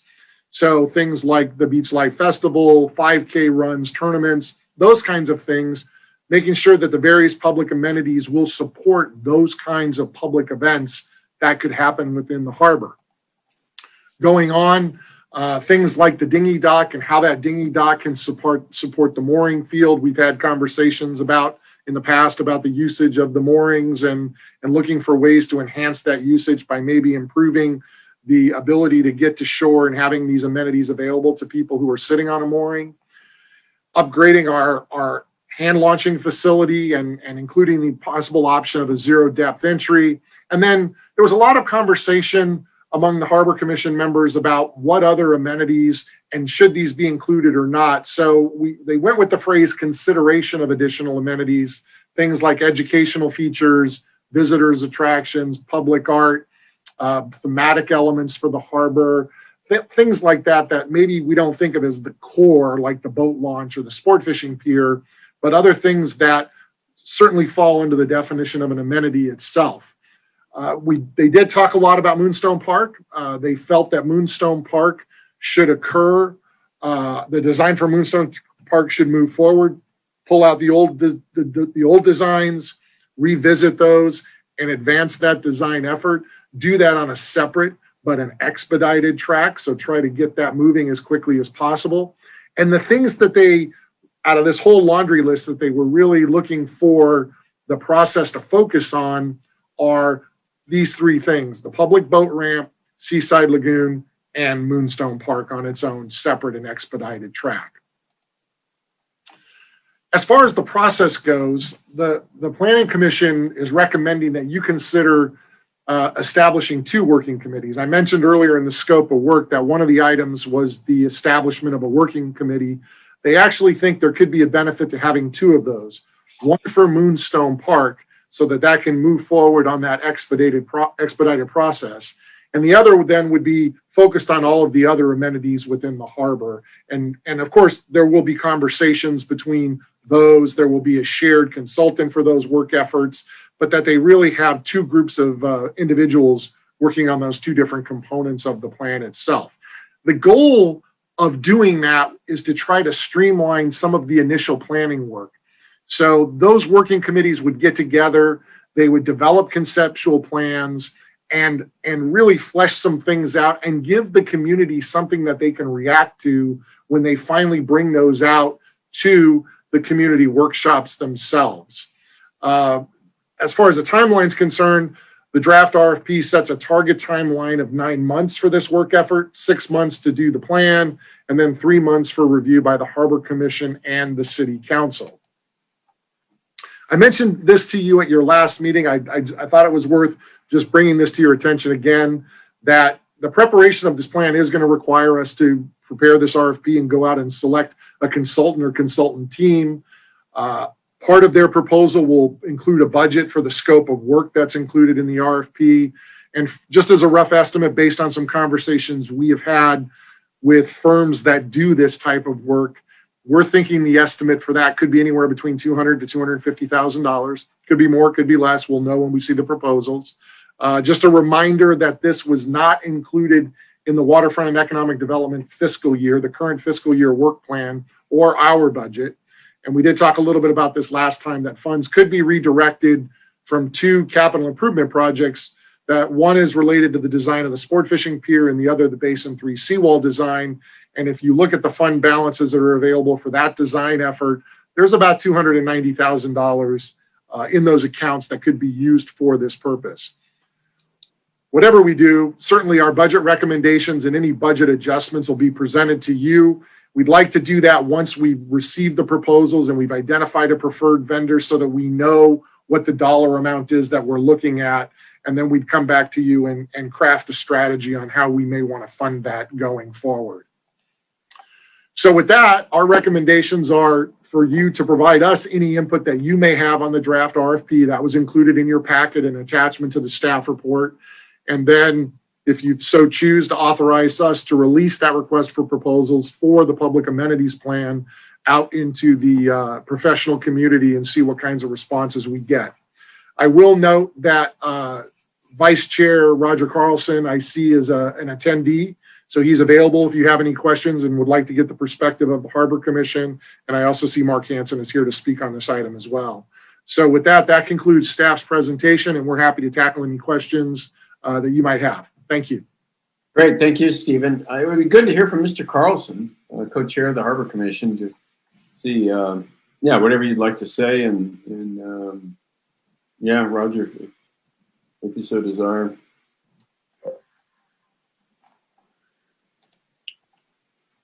Or we can just direct. I actually don't see him on here, Stephen. You said He's on here. there he is. Yeah.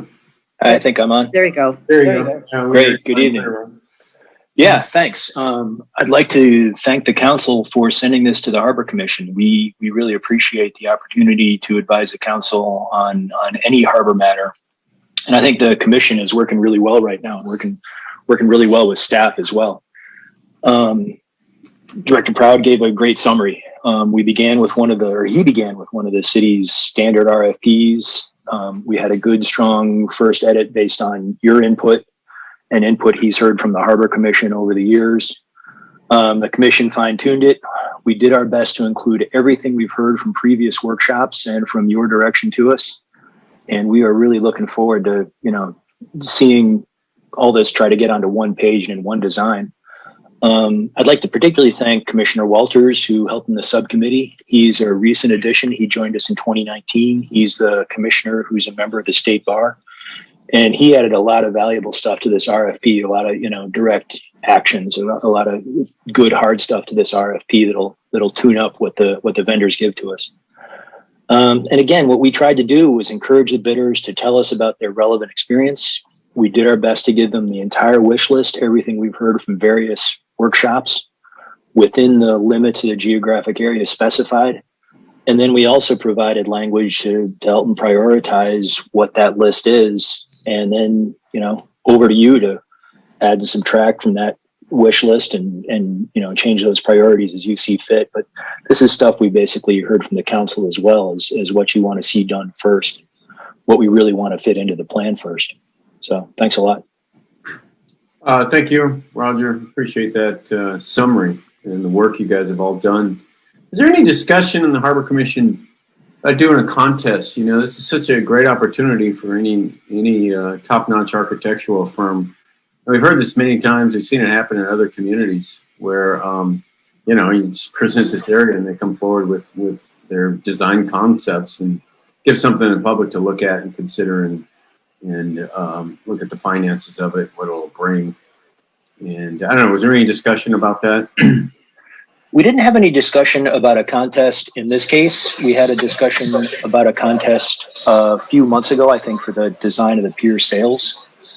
And yeah, we thought the contest was a great way to get a lot of various input quickly and, beat the bushes for some unusual ideas. And that could be appropriate here, but we didn't discuss it in this case.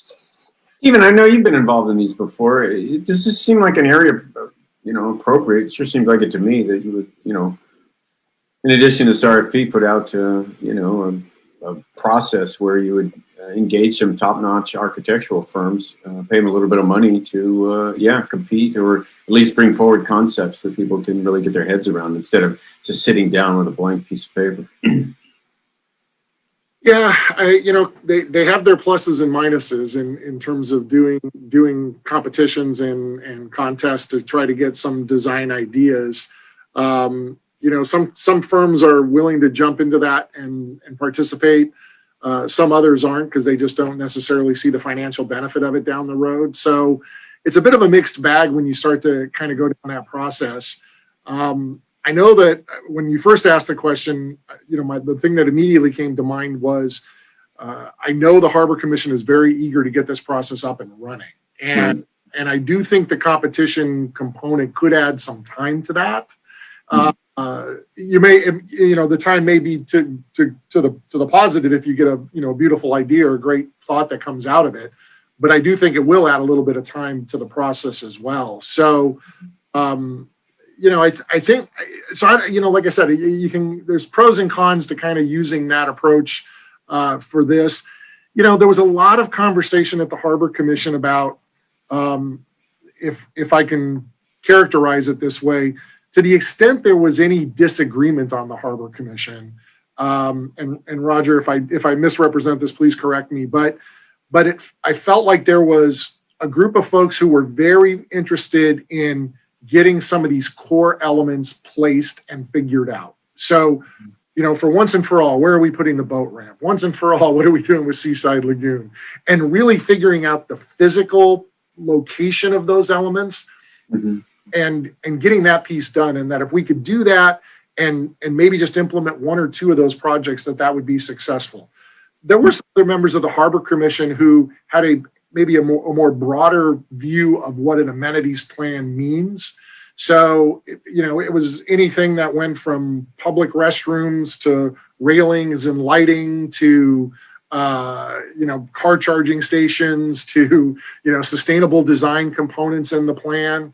And there was a lot of good conversation back and forth among the commissioners. And I think at the end of the day, most people felt like we really need to get this first few pieces of the puzzle kind of set and in the right locations.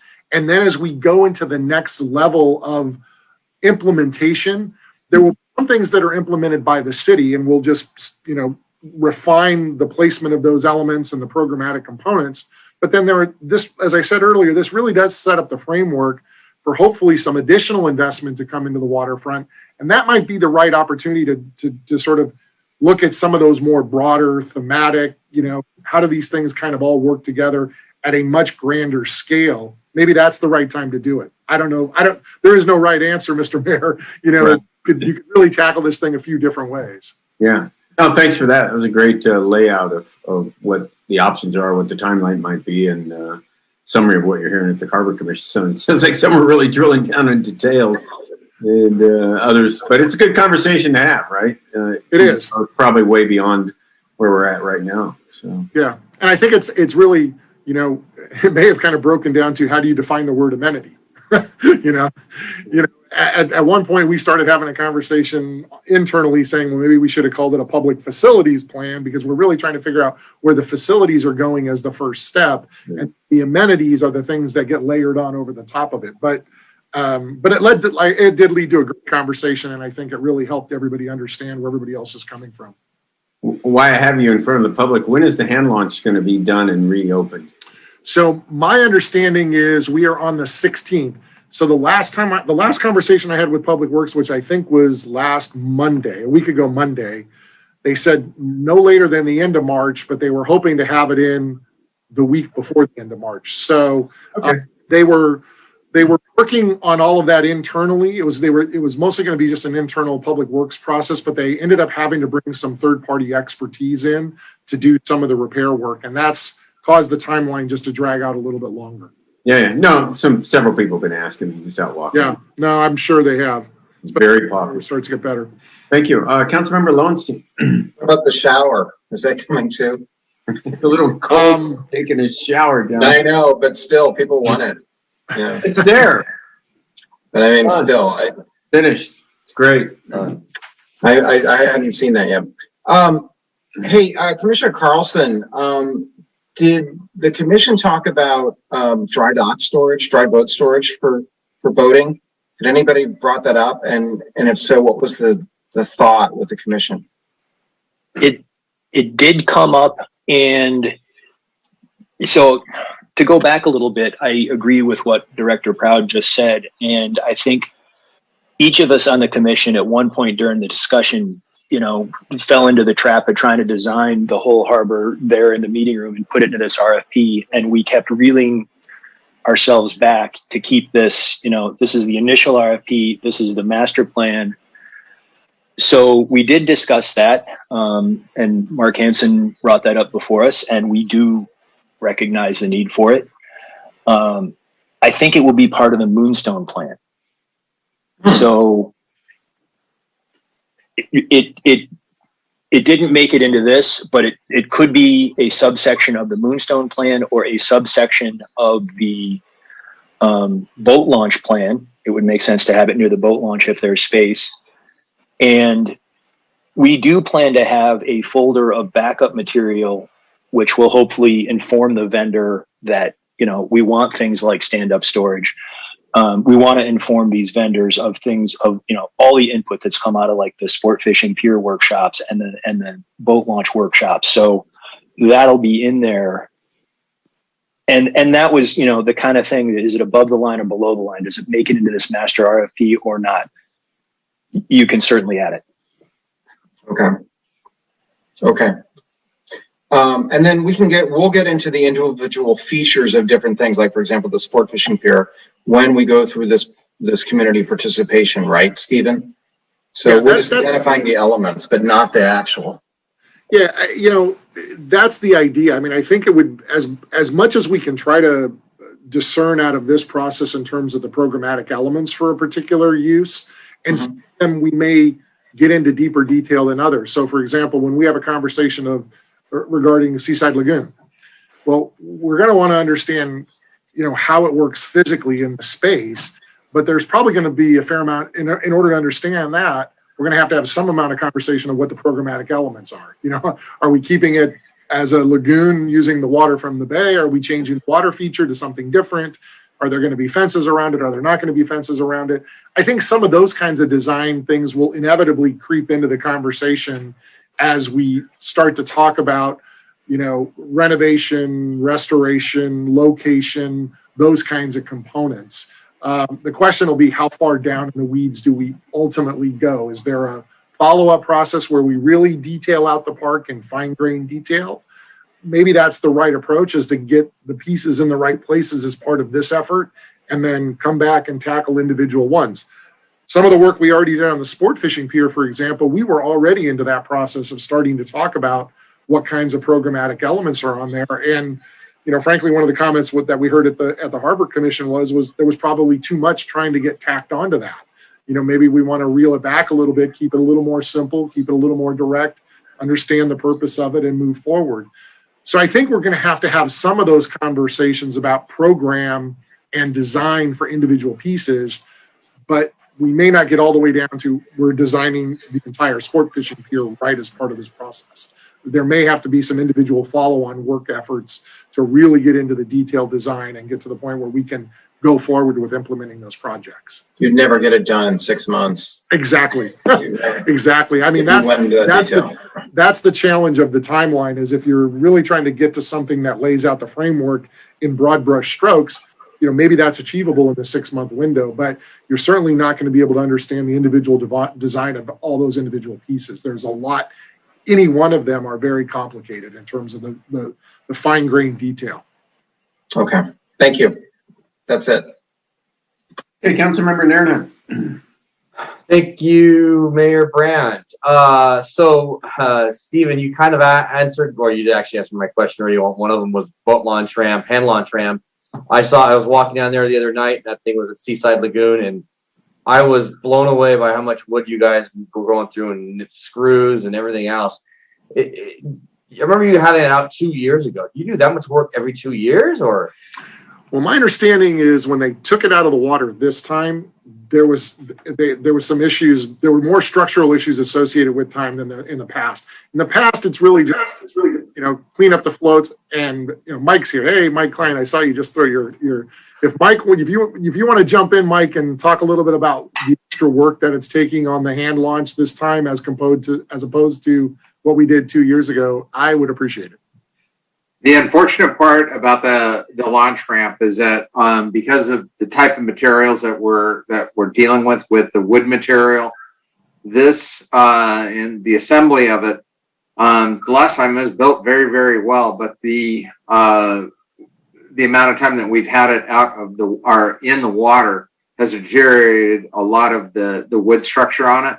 So this year, when we were getting ready to crane lift it out, literally the bottom portion where the floats are dropped off, and we ended up with half and half. We got the top half and then the bottom half.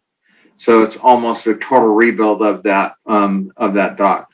The material that we're using, we use pressure treated lumber on this. We try to get this thing put together as much. The labor that was involved with this was quite a bit more than we had a year past. So it's the zero depth launch ramps would be a really great idea, because then you don't have to be lifting these things up and out. But that's part of the other some of the recommendations that Stephen was talking about. So as we don't like to take that boat ramp up, or the launch ramp, it does have to be done, and we need to keep it on the schedule for maintenance. Yeah, I listen, I'll be honest with you, I was impressed. I walked by, I was looking at the amount of work, and I was commenting to someone, I said, I don't think we went to an outside vendor. I think Public Works is doing this. So there was a big dumpster there, a lot of work. So good work. I was impressed. That's specialized work, like you said. We're doing some of it, some of the heavier work. We're having a vendor do that also.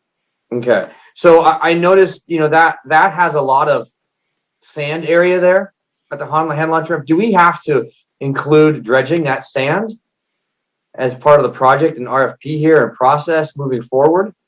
No, not as part of the public amenities plan process. We have been having an entirely separate conversation, and as you may know, we're moving forward with a dredging permit to start dredging the harbor, and we're looking at doing some of that dredging in two different pieces. Kind of the main permit that we're chasing down right now is really for the access channel and some of the areas behind the breakwall that's silting up, and some of the other, and the entrance into Basin 3. And then we're contemplating also pursuing, separate and apart from that main dredging permit, a secondary permit that would allow us to do more frequent maintenance of some of the smaller areas in the harbor, like the hand launch area or corners down in the basin, where we don't have to wait for every 15 years or 20 years to go into those areas when we do our larger dredging program. Those would be set up through some kind of a smaller maintenance permit, and we could do those more regularly. So that's the strategy we're pursuing right now, but we're not looking to involve any of that because we've already got a process underway with the Army Corps of Engineers and the permitting process with them, and our engineering team out doing that work. So that's separate and apart from the public amenities plan. Okay, perfect. I think the only thing I would add, Councilmember Nierenheim, is the one place, and Mr. Klein just alluded to it, where there could be an intersection of those conversations is to the extent you do want to have a conversation about zero depth entry for hand launching. That little area where the existing dock is right now, that's already starting to fill in with sand. We would hate to take that sand out, turn around and say, man, that was the perfect place to do a zero depth entry for personal watercraft. So I really don't want to do anything with that space until we figure out from the master planning perspective how we want to approach that. Yeah, that makes sense. I mean, I was also wondering when I was looking at that the other day, whether that spilled up of sand was destroying that hand launch ramp. It's not helping it because at low tide it sits on the bottom.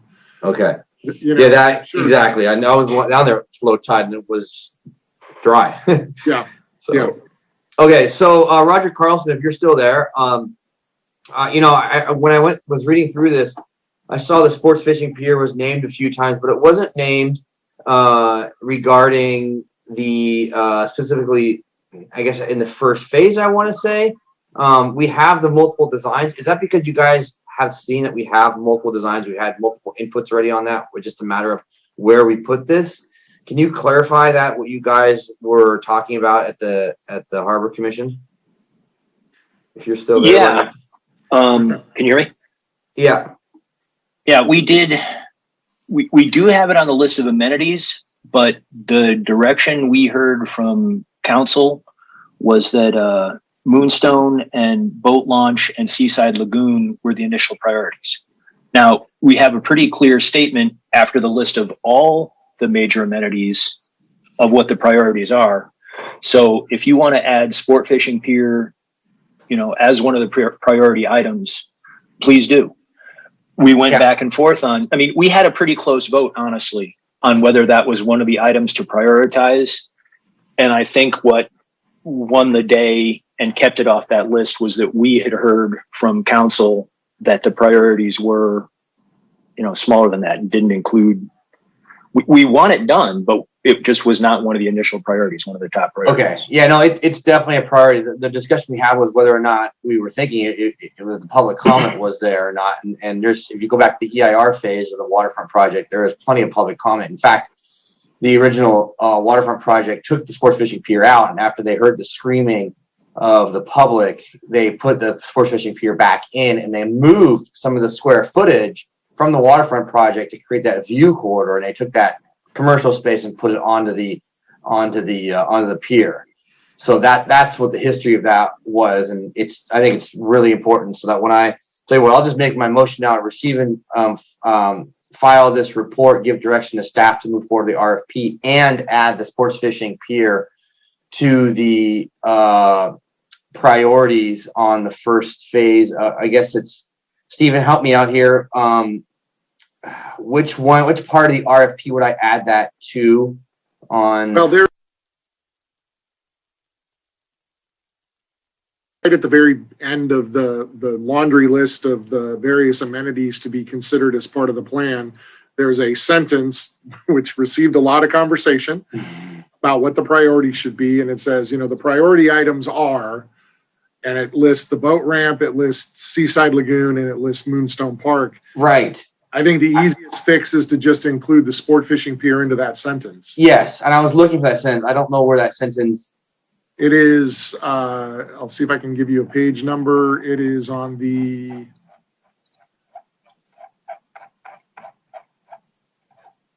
Four? I think it's 4. Yeah, D. Yes. In fact, I think on the PDF, it looks like it's the very first sentence on the top of page 5, I believe. Maybe pagination. Yes, you are absolutely right. Yeah. Yep. So I will have my motion to state that to approve the RFP, give direction to staff to move forward to the RFP, the draft RFP, and add to the top line sentence, primary items for consideration of boat launch ramp, Seaside Lagoon, Moonstone Park, and a sports fishing pier. Okay. I'll second that. Are there any public comments, Eleanor?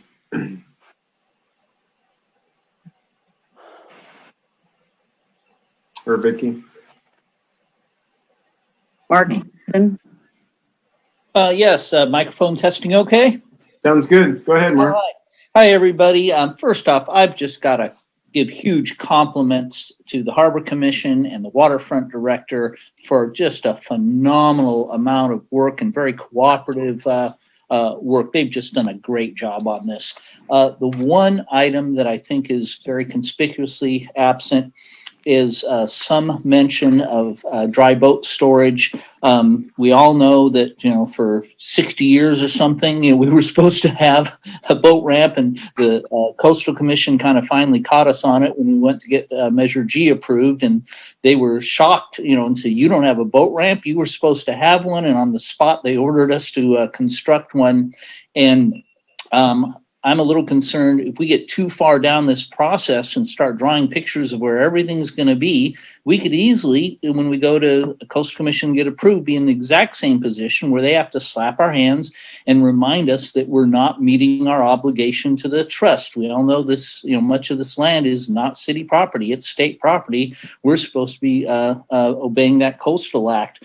I've previously sent you guys a quick quote from the Coastal Act that says increased recreational boating use of coastal water shall be encouraged in accordance with this division by developing dry storage areas and increasing public launching facilities. With a snap of their fingers, they could tell us what we should be doing because we obey the trust without having to be told. The Harbor Commission, in their strategic planning recommendations, mentioned developing an integrated plan for the entire waterfront, including the AES and SE site, and went on to mention providing boat storage for large keel boats on trailers and power boats, potentially on the AES property. So that's something boaters have been talking about for years and years. I was very intrigued by some casual comment that Todd Lowenstein made at his community meeting when he says, well, we could rebuild the lagoon where it is, or potentially build a water park on the AS property in conjunction with what we hope will be a 25-acre park over there. I find that fascinating because that would open the possibility of putting the dry boat storage right next to the boat ramp over in the Mole C D area. And as Roger Carlson said a moment ago, that makes all the sense in the world, because then all the boats can be massed up and you don't have to be trailering them across Harbor Drive with the mast down. I fully, and by the way, I want to quickly mention, Roger mentioned Mole B. Realize the mast up dry storage that we designed into Mole B in January of 2012 was only for centerboard sailing boats, no outboards, no trailers. This was just hand launching down a gangway that King Harbor Marina was going to. We lost you there, Mark. Time. So let's all understand the most we can do over at Mole B is a little centerboard sailing. I also mentioned. Is there a motion to extend? Motion to extend for 1 minute. Thank you, Second. And any if you objection? can do me a favor, restate the last 30 seconds that you had. Yeah, we missed, you got cut off there for a second, Mark.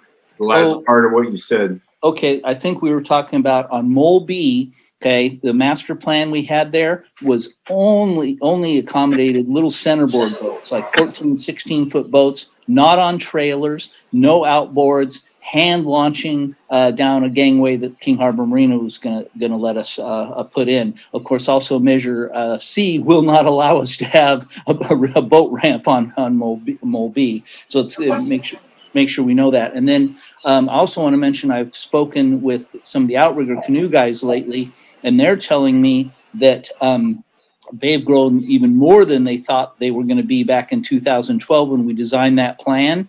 And so, you know, they may be coming to us saying, hey, could you put a little less dry storage out there, because we need some more room for our canoes. I fully understand the Harbor Commission's concern that they don't want to get bogged down waiting for us to decide what to do with the AES property before they can move forward. But I'll suggest the converse, that we could be in a real problem here. We put in months of work coming up with this big plan and placing the three big things: the boat ramp, the seaside lagoon, and the sport fishing pier, and then realize we've got to put the boat storage someplace, and all of a sudden we got to redo everything. So I think we'd be intellectually smart to get in front of this. Don't wait for Coastal Commission to slap our hands and make us obey the trust. I think we should obey the trust. And not only that, but it's the right thing to do for our community. They've got a harbor. You should give them someplace to store their boats. And also self-serving. It helps not have all those boats every time somebody wants to go boating. They have to leave their house and drive down PCHR 190th. Awfully nice if they only have to drive a few hundred feet instead of all the way through our town. So anyway, I think that's it. So my big recommendation for you guys tonight, if you have one solid thing you could do tonight, is direct staff to put just a simple sentence or two in that includes telling the consultant to look into an appropriate location for dry boat storage. Hope this is helpful. Thanks, guys. Okay, thank you, Mark. Any more public comments? I have Roger Carlson raising his hand again. Yeah, go ahead, Roger.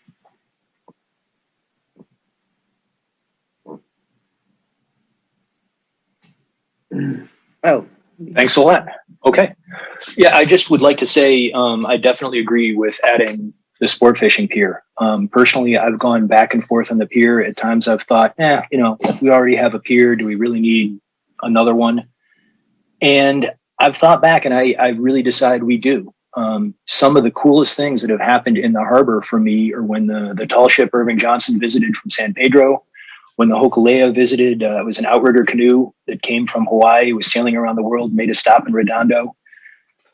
That can't happen at the big pier we have now. There's one little boarding area, but it's not that great for big boats and interesting boats like that. So a smaller pier that lets people get onto boats will do something the pier doesn't have now and could provide for really interesting stuff in the future.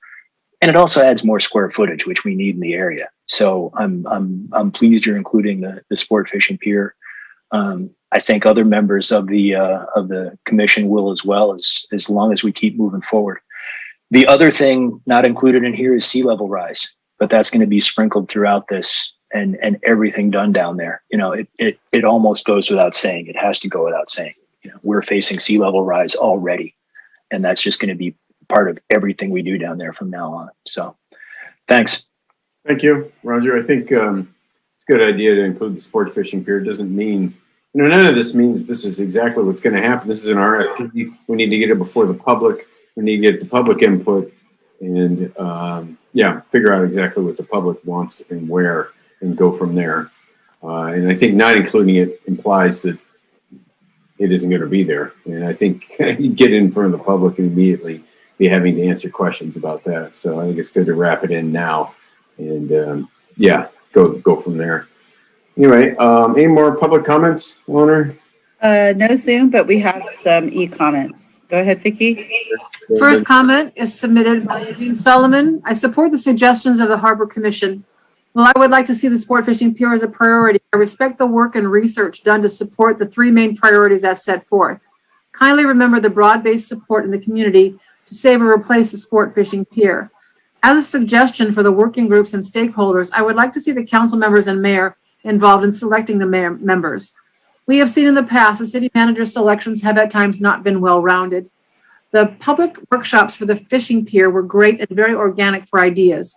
Involvement from a more diverse group than we have seen will lead to more broad-based input and a better wellspring of sport in the community. Thank you to the Waterfront Director, staff, and Harbor Commission members for the hard work. Also submitted by Leslie Campeggi. I'd like to echo the sentiments Eugene Solomon expressed about who comprises the working groups.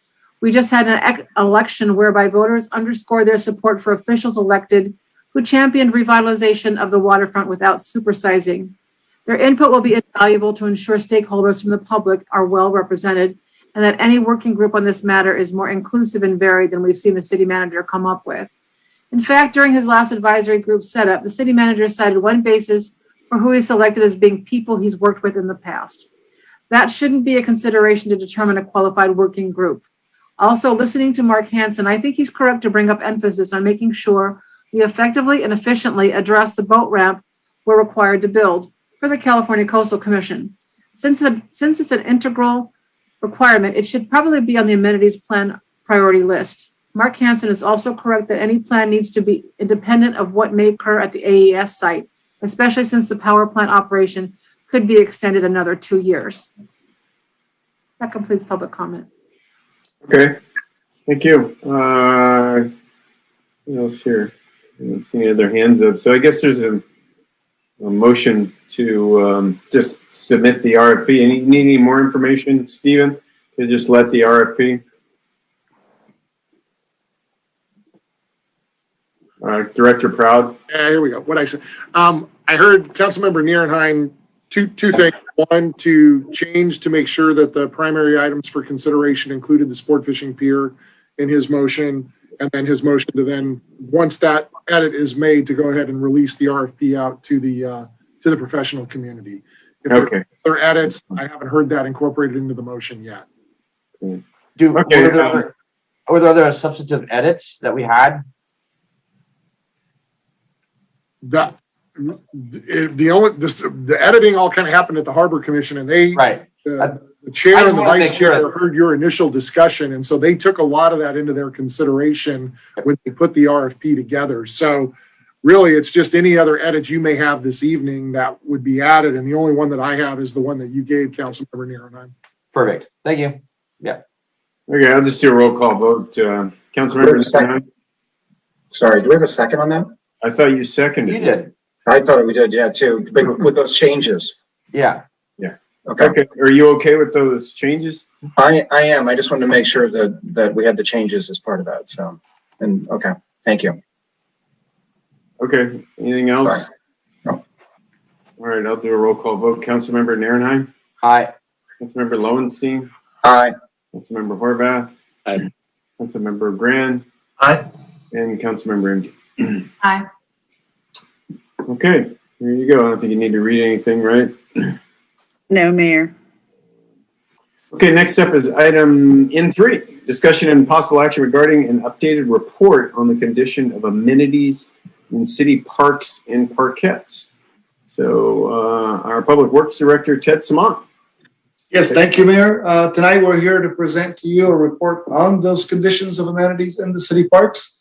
Joining me tonight to make the presentation are Rob Osborne, our Senior Management Analyst, Mike Klein, our Deputy Public Works Director, and Alberto Alejandre. He's our urban forester and Parks Division Manager.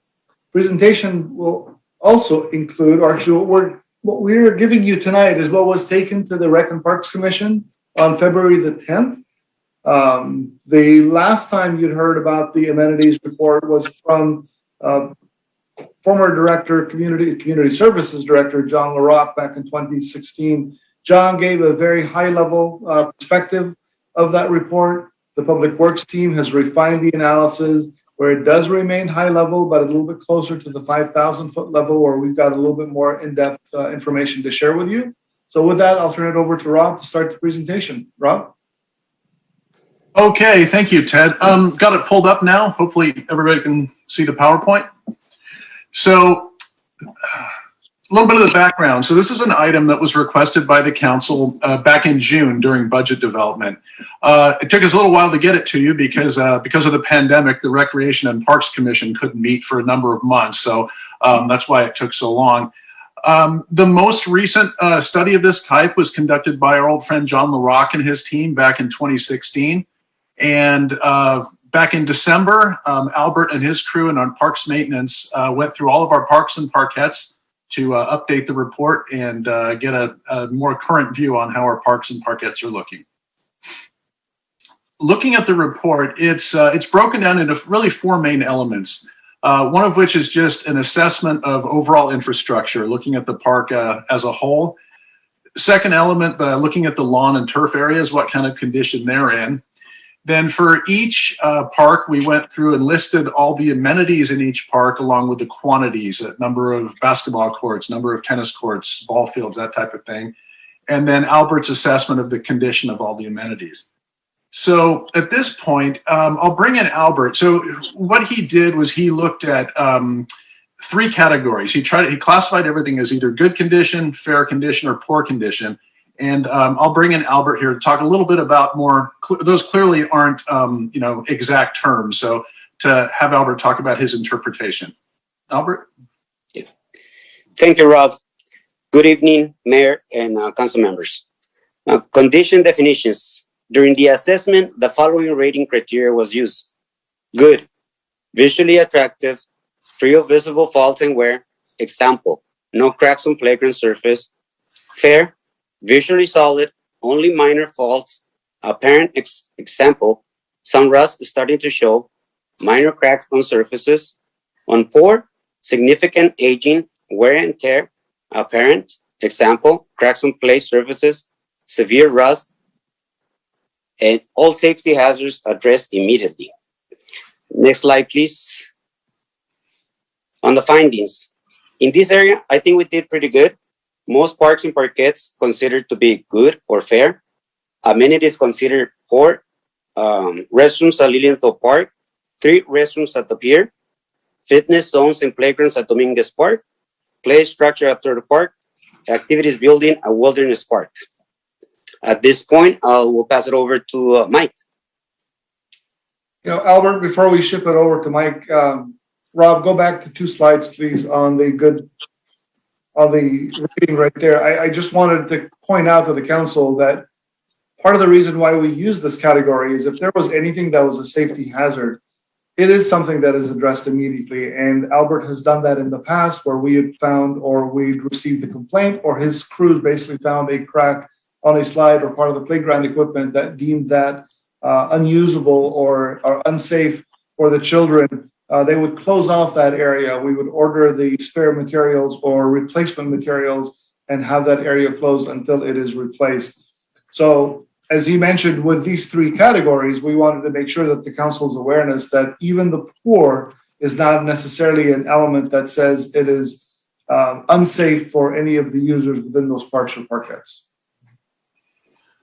Okay, so moving along, we do have 8 CIP projects that involve parks, and we have Mike Klein handy to give a couple of the highlights of those projects. Good evening, Mayor and Council. Mike Klein, Deputy Director, Public Works. On the CIP process that we have, it enables us to take care of a lot of the things that are starting to, out of Albert's report, that are starting to fail on us, where equipment's getting worn, but it becomes too expensive for our daily operations to handle. We have the several park projects that are coming up. Some may be related to worn out equipment. Some, a very good example is Dominguez Park and the dog park improvements. With the constant movement of the dog park and the dump down below, we have a lot of fencing that needs to be replaced, things like that. There's amenities that need to be cleaned up. We try to clean up as much of this on our daily operations, but there's some things that end up being going beyond their scope on a lot of that. Dominguez Park play equipment. These are all projects that will be coming down the road for us once the Southern California Gas Company finishes up their project. We also have the play park equipment that's there that's getting a little bit tired and worn out, frankly. We have the General Eaton Park, which is half funded this year and it will be half funded next year. And that's new landscape and improvements and also new playground structure. The play surface replacement is a really good one for this. It's a capital improvement projects, is that the play surfaces end up wearing out. They get 5 to 10 years, depending upon elements that are in the air that tend to dry the rubberized surface out. Our crews on their daily inspections, they want to take a look at the play surfaces, and if it's starting to get cracked if it's in good condition or fair, where it's starting to get cracked or it starts to fall apart, our crews are able to patch and repair some of these. We just did some repairs up at Anderson Park. Is that correct, Albert? Anderson Park, where we had gone out. We used to sub a lot of that out to contractors where they would come and do that. Albert's trained his crew to take out the bad spots in some of the parks and replace it. So it's very important that we keep the standards up in all the parks. That's where Albert comes in with inspections on the park on a daily, and then he'll do other inspections on the park so that he can bring this up and make sure that our parks are safe. And that's with equipment that may be falling apart or something like that. That may end up equaling into a CIP project that we start to look into, where we can't either get replacement parts for parks and things like that, or if a playground floor matting needs to be replaced. Those are basically what I consider maintenance CIPs, capital improvements projects. The dollar amount is enough that we can equate it into going to a capital improvement project, but it's basically a remove and replace. So we have a few things that are like that. Wilderness park improvements. The regional park restroom improvements. We have some of the parks that are around. Lilienthal is a good one. We had Lilienthal. We had that the bathroom doors were basically totally destroyed. A lot, and we ended up installing new ones. That's been a very good one. That it helps us out with general maintenance projects. It's expensive, but the other part, the one condition that we are fighting all the time here in a lot of our parks right now is some of the vandalism that's going on. People don't treat our parks the way that they should. And good examples are the engineering team put together the new park up at Anderson Park. And within days, people were graffitiing it, doing things like that. And they tear our parks apart. That puts a lot of pressure, puts a lot of maintenance on our staff to continue after these things. But sometimes when we have parks that are a little bit older, where they start to tear things apart, it damages the parks to a point where we have to ask for money for capital improvement. The region, and in some of the other parks that we have, we're starting to repair the doors. Doors are on order for these places. The fitness zones, we have restrooms that are under need for basically a total rehab down at the pier. The fitness zones at Dominguez Park were put in. If I'm correct, I think they were put in almost 20 years ago. And you can consider when exercise equipment is getting tugged and pulled on by people all the time. It tends to fall apart. So that's one of the things that we're always looking for, is to try to get these, a little bit more money that our maintenance budgets can't handle, that we'd be asking for that. The International Boardwalk has some restrooms that are going to be coming up that, as I understand it, the engineering group will be working along with our peer maintenance people on that. And the Moonstone Area Park, Stephen had just talked about it with the harbor, basically redevelopment down there and what we're going to do with that. So we'll be looking forward to that. Next slide. Okay, I'll jump back in here. So we did take this the study to the Recreation and Parks Commission at their meeting about a month ago on the 10th. They had a variety of questions for us, which I believe hopefully we addressed all of them. The motion which they accepted was just to receive and file. They did have one suggestion. I know the council's been considering community gardens at various places around the city. So if we do end up implementing community gardens, the commission does think we should include that in future studies for park conditions. So that brings us to what's next. We'll continue to monitor conditions. As Albert said, his guys are out there every day in parks. As we're doing regular maintenance, we're always looking for any problems, anything that needs to be cleaned up. And we address them on the spot, especially if it's something hazardous, as Ted mentioned. We'll also be proposing any new CIP project ideas in the upcoming budget for 21-22. And that brings us to recommendation, which is simply to receive and file the report. And that concludes the Public Works presentation. We're all here to answer questions. Great. Thank you, Rob and Mike and Ted. I really appreciate that presentation. Very helpful. Nice update. Likewise, Alberto. Sorry, I left you out, Alberto. I see our staff out there all day, every day. Go to all the parks, really. Just visiting, and you guys are always on it, so really appreciate that. And it's a tough job to keep up with everything going on. Councilmember Lawrence. Yeah, thanks, Mayor Brand. Thank you for putting this together. I remember it might have been a year and a half ago, 2 years ago, I suggested this at one of our strategic planning sessions, and I'm really glad to see we've done this. We also, I think, if I'm not mistaken, approved software to keep track of the condition of some of these locations, if I recall. Or that was done about 7 It wasn't an approval, council member. It was at a time when we did bring back the response report, and I think the software was in the range of 50,000 plus. And at that point, the council did not act on it. I don't think there was interest to the level of needing the software. I think we had identified the maintenance efforts that we do, and then the fact that we bring these forward annually, basically with our CIP program, to program them into year budgets. Okay. It was interesting reading the minutes and from the commission meeting, where you said, I believe where you said you can go from having a good condition to a poor condition just by vandalism, just in one day, which is pretty incredible, considering all the money we spent on our parks. Yeah, and I'll tell you, council member, Mike alluded to it a little bit. Those new restrooms that we had done in Anderson Park, no sooner had we opened them that someone was breaking the fixtures on the inside of the restrooms. Someone actually tried to set one of them ablaze, and we had singe marks and other damage that we had to take care of immediately. Okay.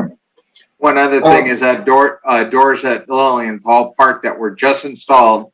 They finished up the work on Friday. By I want to say it was Monday. There was already gouges in the door. And Is it possible to have a camera monitoring who goes in and out of the restrooms? I mean, so we know who's vandalizing it. I mean, that's a little bit with privacy issues, but still, we need to know who's vandalizing these things. We're spending a lot of money on it. So, good question. It is something that we could research, and we've always got to be cautious in terms of how much do we invade and how much do we protect in terms of privacy and what have you. Yeah, I mean, obviously on the outside of the restaurant, of course, not the other way. One of the questions I did have was the HVAC systems, for example, in some of the senior centers. I think that's something we've discussed in the past. How do we evaluate the condition of something like that? Mike, do you want to handle that? I know we have a contract that we have HVAC contractors come and do regular maintenance on our systems. And a lot of times that assessment will at some point lead to a recommendation that says, hey, these systems are due for replacement either, and we've experienced this even at City Hall, where some of the components are either no longer available or are very sparse to become available. From our perspective, if it's inefficient and it's starting to break down more frequently, then definitely the recommendation to bring forward a CIP for that replacement. It is unfortunately one of those units or components that is not something that we can handle with the routine maintenance budget, and it would be a component that we bring into the CIP afterwards. Okay. And I know that we have a number of these for CIP projects, but can we get a budget response report to bring up some of the ones that are in poor condition to fair and fair to good? Is that something that we could do for the upcoming budget? We could definitely identify the poor, and I think Mike mentioned a couple of them. Dominguez Park is one of those. The playground equipment was in poor condition. It is subject to that replacement. One of the other parks or playground areas was Turtle Park that you asked about via email. It is not. It is something that we could bring forward.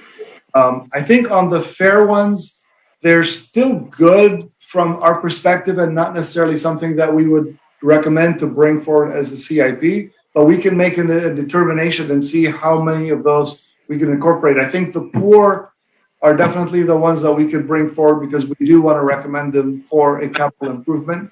On the fair ones, let us go through that assessment and see to what level we could make those improvements. Yeah, and the other thing that I'd like us to look at is, for example, the gymnasium at Aviation. I mean, that needs some help with painting, with concrete work, other things that we've talked about. Right, and we've got a lot of that in motion, as a matter of fact. I mean, we have an assessment of the concrete replacement, and that's something that we will be doing. On the paint, especially on the outside, Mike has already had that assessed. We do have some materials that we have to abate that's currently there in the paint material, besides the replacement of aged wood and what have you. But you're absolutely right. Though the area at Aviation Park or the Aviation Gym has been looked at and will be a component because we will need some CIP money for those improvements. Okay, those are my comments and questions. Thank you. Okay, thank you, Councilmember Lowenstein. Councilmember MD. I agree with a lot of statements Mr. Lowenstein said. This will be really helpful as we can enter into the CIP discussions. And just to get clarification, we're just going to receive and file this report at this time, but there are definitely some things that I think need to be addressed further and above and beyond this report. And I should be addressing that at the CIP time, correct? Yep. Especially if it's upgrades of anything besides the poor elements that we've mentioned earlier. Perfect. In that case, I'd like to receive and make a motion to receive and file this report. Is there a second? Second. Second by Councilmember Horvath. Anything else, Lauren? No, that's it. Thank you. Councilmember Nairnhan. Thank you, Mayor Brand. So I know this is kind of a Wilderness Park is as a one-off, but they have the pond that's there, and I've gotten quite a few complaints by the pond being broken again, so to speak, all full of algae and or not being maintained properly. A couple things. One is I know it doesn't go into the number of amenities or types of amenities because it's kind of a one shot deal. But I see here you have Wilderness Park as fair. What would it take to get a proper pond maintenance program for that location? Because it seems like last year we had the same kind of problem. And one of the reasons why people go to the Wilderness Park is for that pond that's there. Yeah, and I can answer that, Councilmember Nairnhan. the two things that are fair are facilities, restrooms at Wilderness Park. That's the assessment that was made there. Okay. There's the pond itself, and I'll let Albert get into that a little bit more. As you remember, we actually had a contract. The city council gave us funding to do some upgrades to the equipment. We had an annual contract. The contractor was there on a weekly basis, cleaning the pond, going through the screening materials, etc. Albert found that to be inadequate because of the frequency, once a week wasn't actually adequate. So he has now taken on that responsibility with his own staff and does that multiple times a week. As we were mentioning with the restrooms, a lot of times what happens is, as soon as we're done cleaning it, the amount of feed material, sand and dirt that the kids are kicking into the pond itself is creating a lot of those issues. And, almost daily is probably what would be necessary in order to keep that. But I could see you experiencing that same issue by the end of the day. Albert, do you want to add in what your extra efforts have been out there? Yes. Yeah, with the contractor, it was the backwashing the filters once a week. Now we're doing it 3 times a week. And the pond, it just requires a lot of regular maintenance. There's over 100 marine life. We have over 80 turtles and about 30 fish, which is a lot of turtles, a lot of feces from the turtles. That's what makes the water look so murky. Okay. It's just the amount of animals that we have there. The filtration system is much better than the one it was. Now we have to just backwash it a little bit more. But the activity that happens there, I go there with my kids on the weekends, and it's just a lot of activity, which is great. But the feeding, people feeding the animals with bread, Cheetos, you name it. What I'm working on is some signs to put around the pond, in which there's a sign at the entrance of the park: do not feed the fish. But people still take their loaf of bread and start feeding the fish, and that is what it creates the amount of feces. Okay, so that, and it's the animal waste from the fish, from the animals in the amount of animals. I guess the animals are very happy. They're fat and happy. Yeah, we're getting a lot of turtles. I don't know if they're just mating, what's going on, because they're just keep increasing. We counted them. We counted them. They're getting dumped. Yes, I'm sure. We have over 80 turtles. We have counted them. Actually, I have the count of females and males, so it's amazing. I got that from the contractor. But a lot of animals for the size of the pond. Yeah, that sounds like a lot. 80 animals, not small of a pond, seems like quite a bit. So hopefully people aren't dropping off their turtles after they're done with them. That'd be bad. Okay, well, thank you very much, Alberto. I'll relay that to some people because I've gotten a couple questions on that. I'm like, I don't know. I'll have to go look at that. And the number of animals the few times I've been there this last 6 months, you're right. There's a lot of animals there. So good to know. And of course, we could use Quimby fees, right, for the fixing of these park facilities.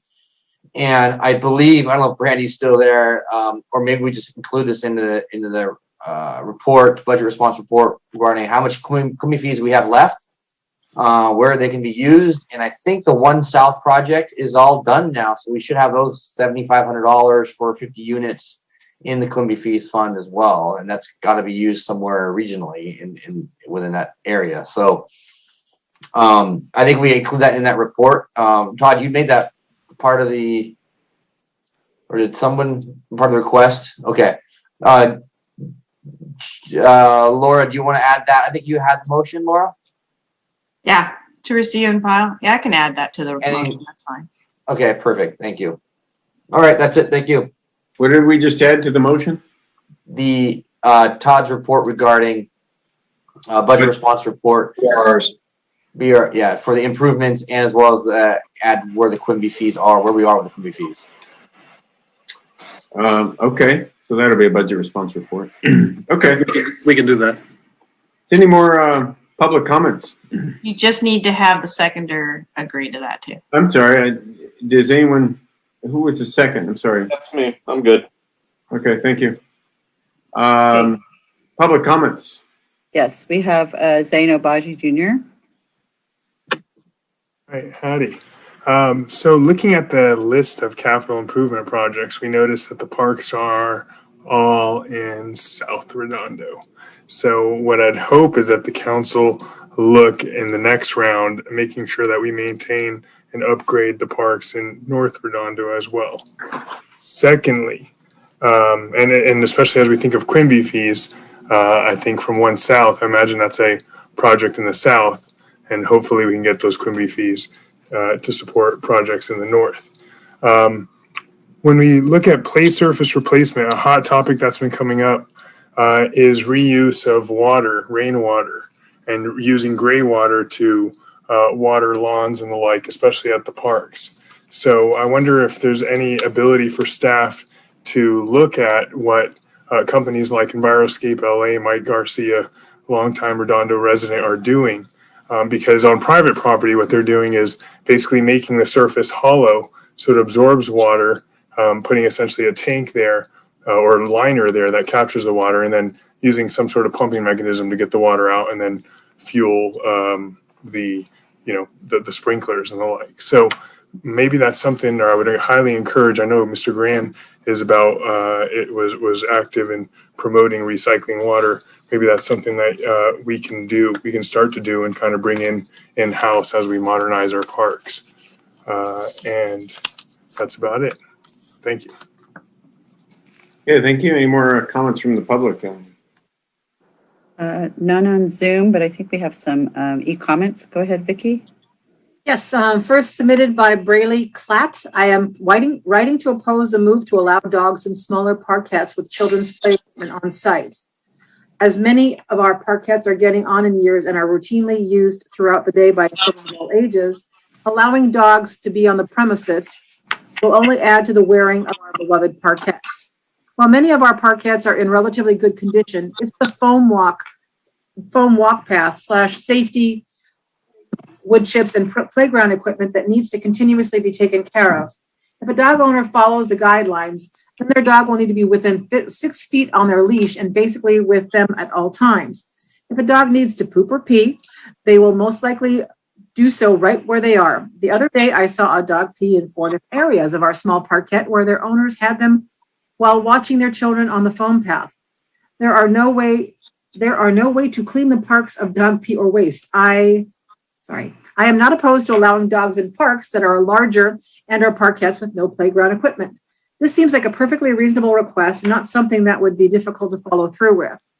Requesting patrons of the park to wait for the duration of the year-long pilot program is unnecessary. Will only harm the maintenance and upkeep, especially considering the vast number of fields and/or other parks available to Redondo Beach. The maintenance department has already expressed their concerns with this program and the difficulty of the enforcement and maintenance necessary to make this successful. If there was not enough enforcement prior to this new ordinance, then why would you make things even more difficult? Also, there has been no identification of the criteria needed for you to make the decision in August as to whether or not you will allow this pilot program to continue. Again, dogs in parks, okay. Dogs in parkettes with playground equipment, not appropriate. Thank you for your consideration to immediately remove this allowance in parkettes with playground equipment. Next comment is submitted by Emily Noble. I am writing in opposition of allowing dogs in parks / parkettes with play structures. From my understanding, this was a trial in some locations, and from my experience, this is not a positive experience.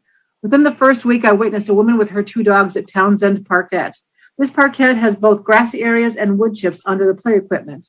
This woman walked her dogs right onto the wood chips, bypassing all grass, and allowed her dog to pee on the equipment and then poop in the wood chips.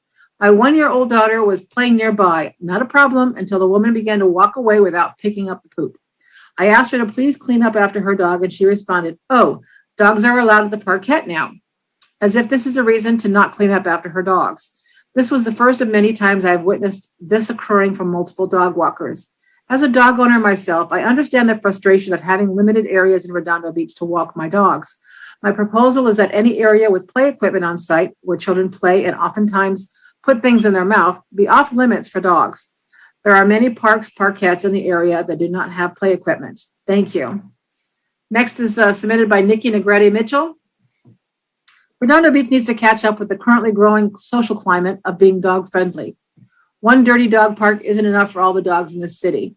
Families with dogs need places to go. Living in such an outdoorsy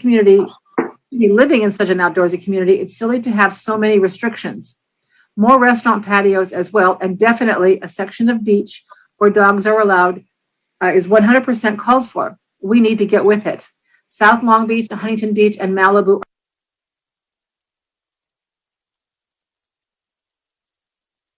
Any park is entirely reasonable since children grow up with pets every day.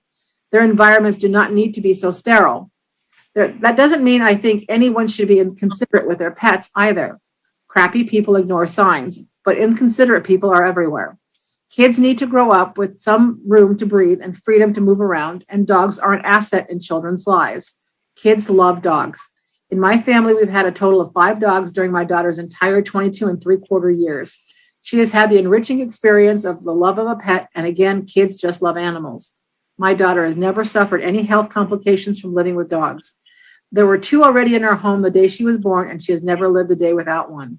I support Redondo loosening up these unreasonable restrictions on our beloved dogs, especially since now you're considered a bad person to leave your dog home alone in a car or tied on a lead outside of establishments. Submitted by Deborah Wingood. I am opposed to dogs in parquets due to several maintenance problems. 1, dog bag stations are not being refilled. 2, feces and urine, wood chips, foam where infants and children play. 3, more garbage with more feces in cans that draws flies and maggots that just don't stay in trash cans. With needing bleach and water to clean area where said children ride their bikes and scooters. 4, green grass where we sit and have lunch turning brown due to urine all over the place due to dogs marking their spots.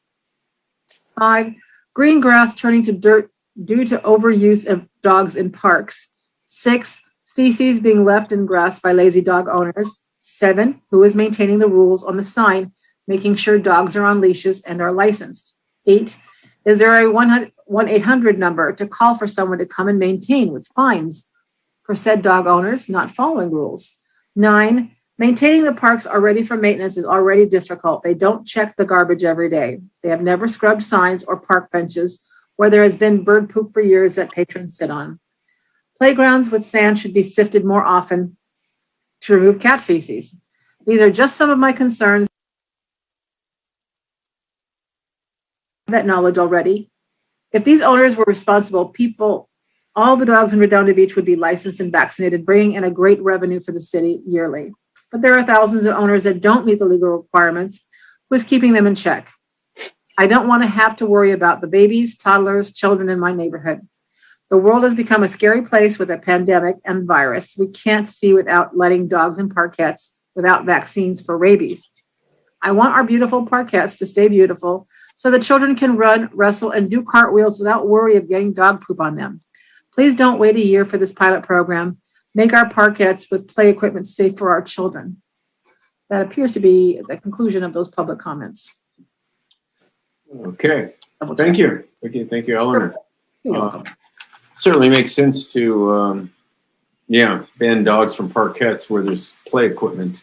I've gotten a lot of emails recently about that. So, in waiting for months, I don't know, I'm already getting a bunch of input. I don't know if anybody else has about that.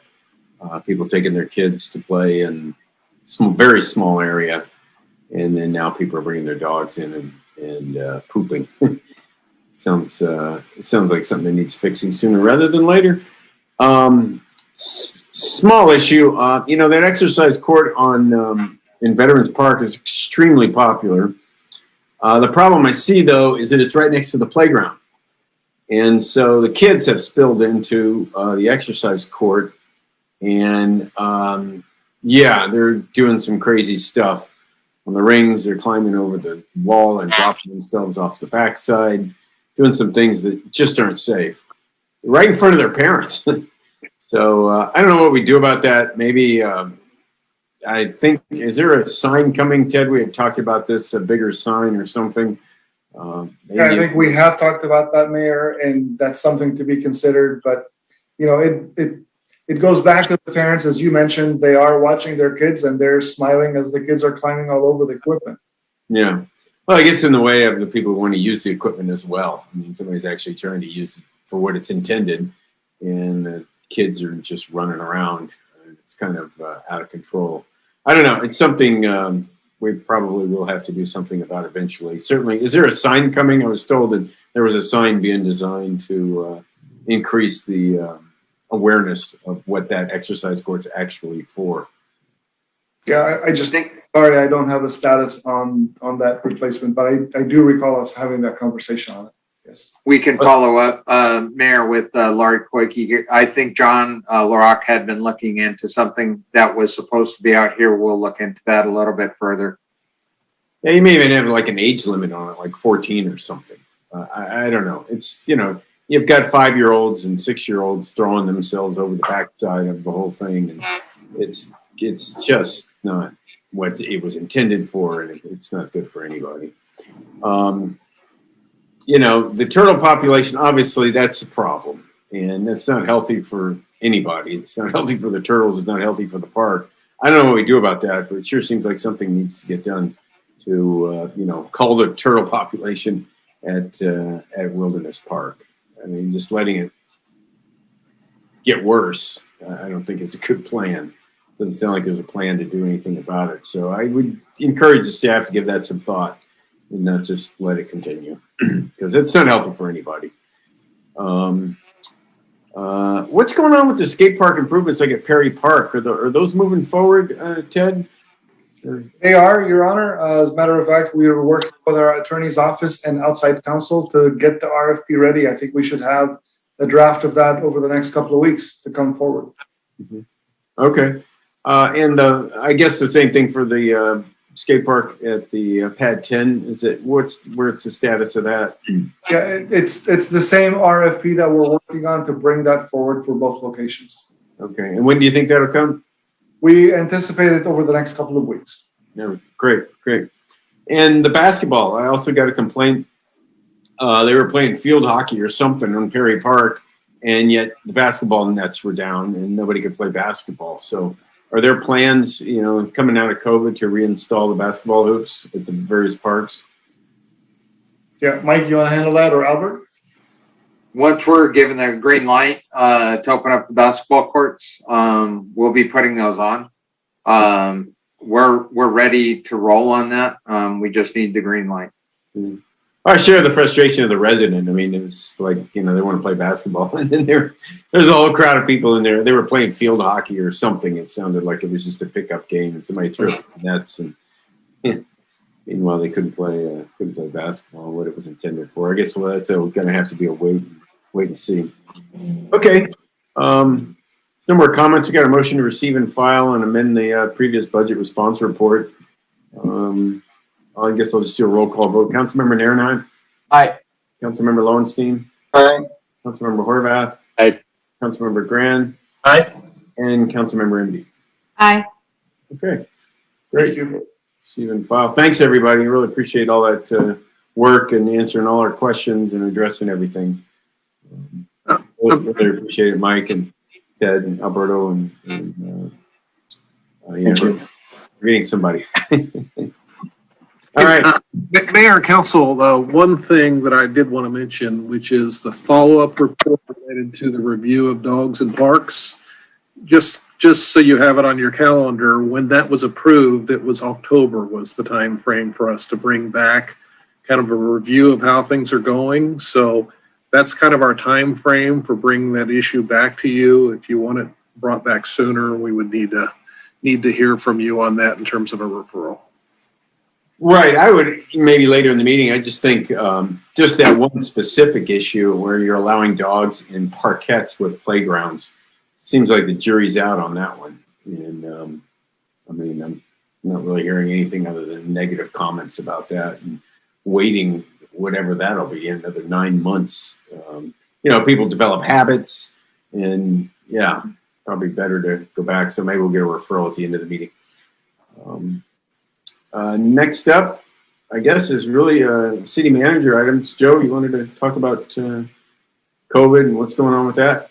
Yes, we kind of have on the agenda our standard kind of COVID update, and there's been a lot of significant developments, of course, recently with LA County improving its condition in terms of infection rates and hospitalizations. We're also on the 1-year anniversary of the declaration of the local emergency. So it's been a year that we've been at this.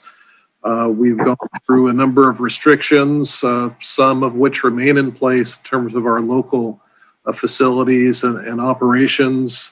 There's a number of restrictions that have been lifted as of actually yesterday by LA County, and I'll just kind of tick through some of those affecting the private sector. You've got gyms, fitness centers, yoga and dance studios can open indoors at 10% capacity.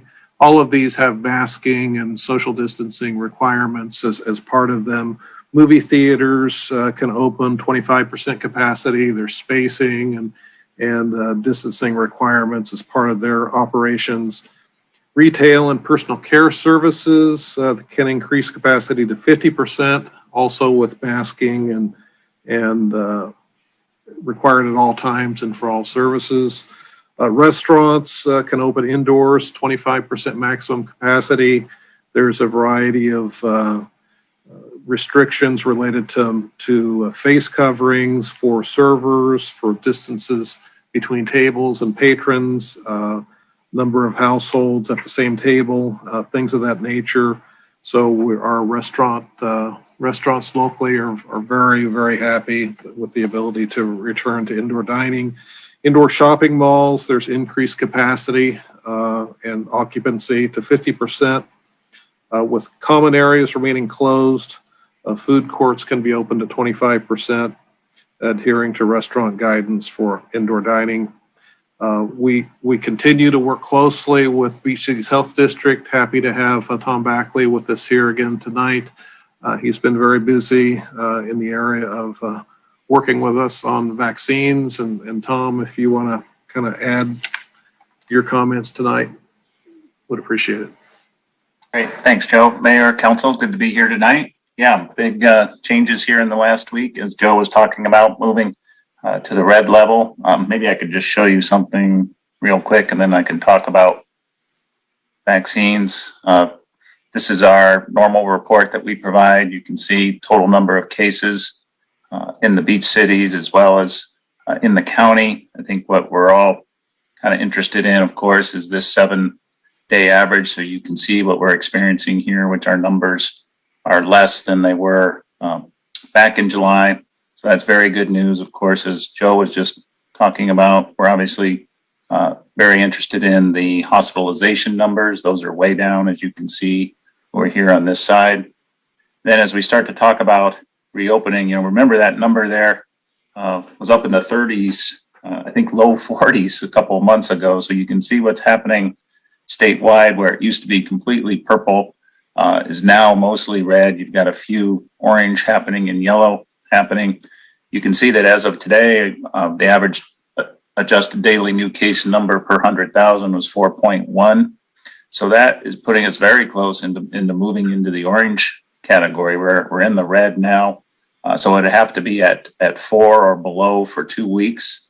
And so you're hearing the county talk about perhaps moving into the moderate or orange tier here in April. You can see that we're already meeting the positivity rate requirements to move into the next level, which basically means a higher percentage of the capacity for the businesses that Joe was just mentioning will increase. And so that, of course, would be great news as long as we keep doing what we're doing and practicing what we're practicing. Obviously, another reason why we're in this category, you could remember this used to be 7 was the number here, sort of the magic number to move from purple to red, because we're testing a lot of folks and vaccinating a lot of folks because we're reaching vaccine goals.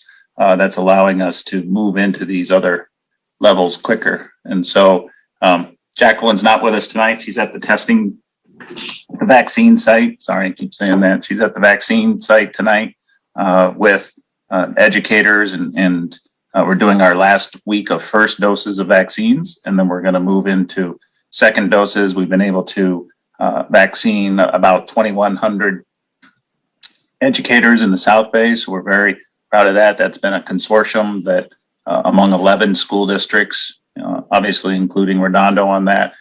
Your folks have been great. Isaac from your fire department has been awesome. We had some vaccines that we were able to take into the community last weekend, and Isaac helped us do that by going into older adults' homes who have been unable to get out and get vaccines. And so with Isaac's help and other partners' help, we were able to do that for some of our older adults last week in accordance with county guidelines. And so we're very pleased about that. We're going to continue our efforts with the educators and continue where we can to make sure we're getting vaccines to those in need.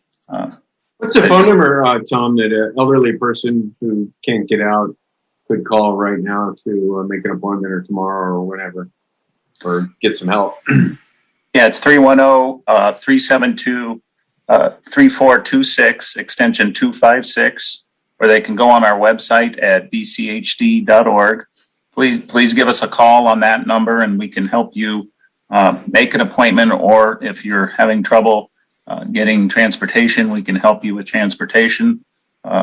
Or if you need to get on our list to try to have us come to your home, we can try to do that as we get vaccines in order to do that. We're not doing, what we call these strike teams or these mobile units all the time. We do them when we have extra vaccines that are called conservation vaccines. So it's not something we're offering all the time, but when we can, we're going to go into the homes and help people. LA County is also reaching out and trying to do these mobile strike teams as well. So that's kind of the next phase of what we're seeing as far as the vaccines. Okay. Anything else? Yeah, the only other part that I wanted to add, and we touched on it briefly last week, which is the funding that will be available to the city of Redondo Beach through the American Rescue Plan, the federal plan that's been signed into law. There was the state and local government assistance was at times in, was at times out. It wound up being in the final plan. There's $7 million that has been reserved for the city of Redondo Beach. I mean, we are actually listed in there along with cities throughout the nation. There's guidelines being written by the Treasury Department in terms of exactly how those funds can be accessed. What we understand is that some portion of those funds will be made available within the next 60 days. There's an application process that we will go through. We will have a report in front of you within that time frame as we get the additional guidelines and information on exactly how those funds can be used. The remaining portion of the funds would be later this calendar year, so it would go into the next fiscal year. So we'll be having reports to you shortly related to that first tranche of funding. My understanding is that it can be used to account for lost revenue as a result of the COVID-19 health crisis, as well as additional expenses that the city's had. So pretty easy for us to find a way to use those funds. You'll recall that we had a budget shortfalls in excess of that amount. So, and as part of our balancing the budget this past year, there were a couple of instances in which we used reserve funds. So we believe the guidelines will allow us to replenish those reserves that were used in terms of balancing the budget. But all of that we'll have before you shortly as soon as those guidelines are available. Somewhat related to COVID-19, I just wanted to get that information to you as well. So, okay. Comments?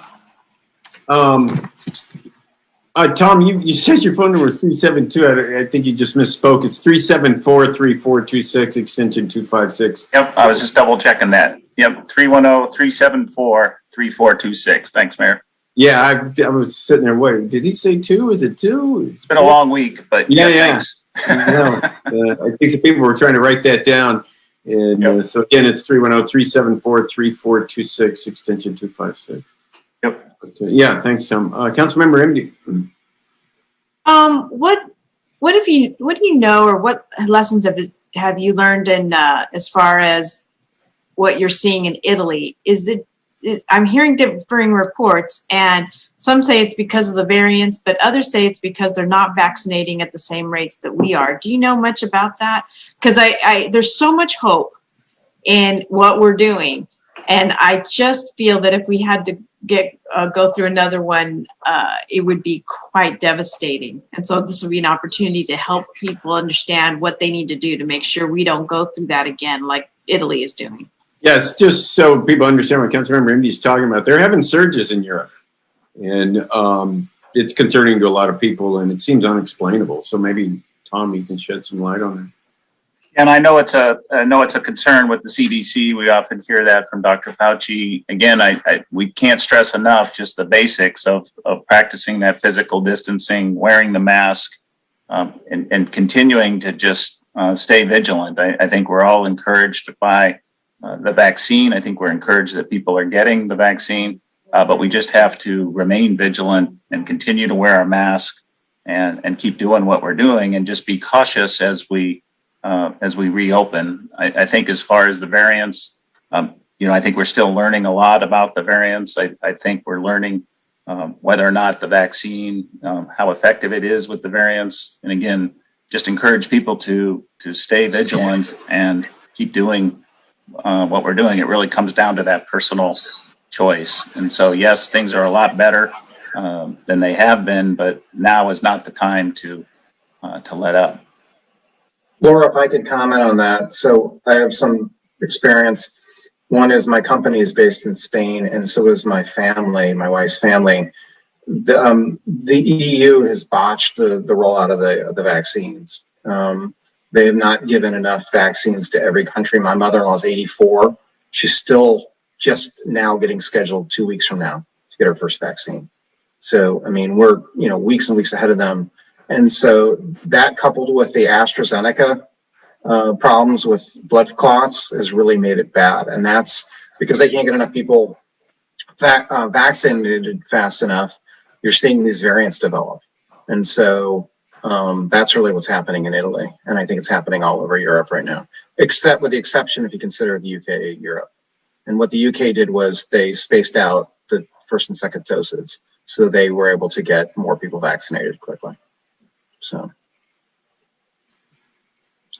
anything else, Laura? No, thank you. That was it. I just wanted to have people here. You maintain your social distance, wash your hands, still wear your masks, and to make sure you get vaccinated as soon as you can. And those things will then help us to not be in the European situation. Okay, Councilmember Nairn. Thank you, Mayor Brad. Yeah, Joe, for the next, things are obviously rapidly changing. We are opening indoor dining. We are doing more and more retail. I mean, everything is just really starting to move, and yet our city hall is closed, Joe. So, for the next council meeting in April, can we start getting a report as to how we start opening up our libraries, how we start opening up City Hall? People are clamoring. I've heard nothing but questions from people about going to City Hall and paying things and getting things and going into libraries. So I think it's, now that we're getting into this tier, we really need to start planning and start moving towards that direction. We have that. Yes, and that's consistent with our time frame. We were going to be before you with kind of next steps in terms of appointments and having the public with access to our facilities. And you're correct. I don't think Redondo is out of line in comparison to many other cities. A lot of other cities are exactly where we're at. But yeah, you're exactly right. As we go from red to orange, that we're going to be back in business in terms of serving the public, and so we'll have that information available. Okay, good. Yeah, I mean, pretty much every department I could think of. I mean, planning. with their inspections and plans checks. I've heard a lot of comments, to say the least, about that. And, you know, obviously libraries are huge. People want to get back to libraries and get books and do whatever they need to do in libraries. So, and of course, you know, and just walking to City Hall and getting stuff. So anyways, yeah, that's it. That's all I have to say. So thank you, Joe. Appreciate it. Okay, council member, anybody else? Let me see other hands up. Any referrals to staff from our council? Councilmember Narenheim. I do not have any referrals to staff right now. No, thank you. Councilmember Lowenstein. Yeah, two things. One is I would like to look at permission of dogs and parkettes with playground equipment. Comment from one of those constituents who was very upset about it.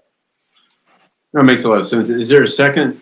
I was going to be one of my referrals. I'd make the second, but what I'd like to do actually is just move, since the pilot, we decided that pilot project in August, even though it wasn't officially confirmed until October. I'd like to actually just have a conversation sooner than later about what it is we want to do, so that way there's enough lead time and education time, depending on what the council does decide to do on a go forward basis.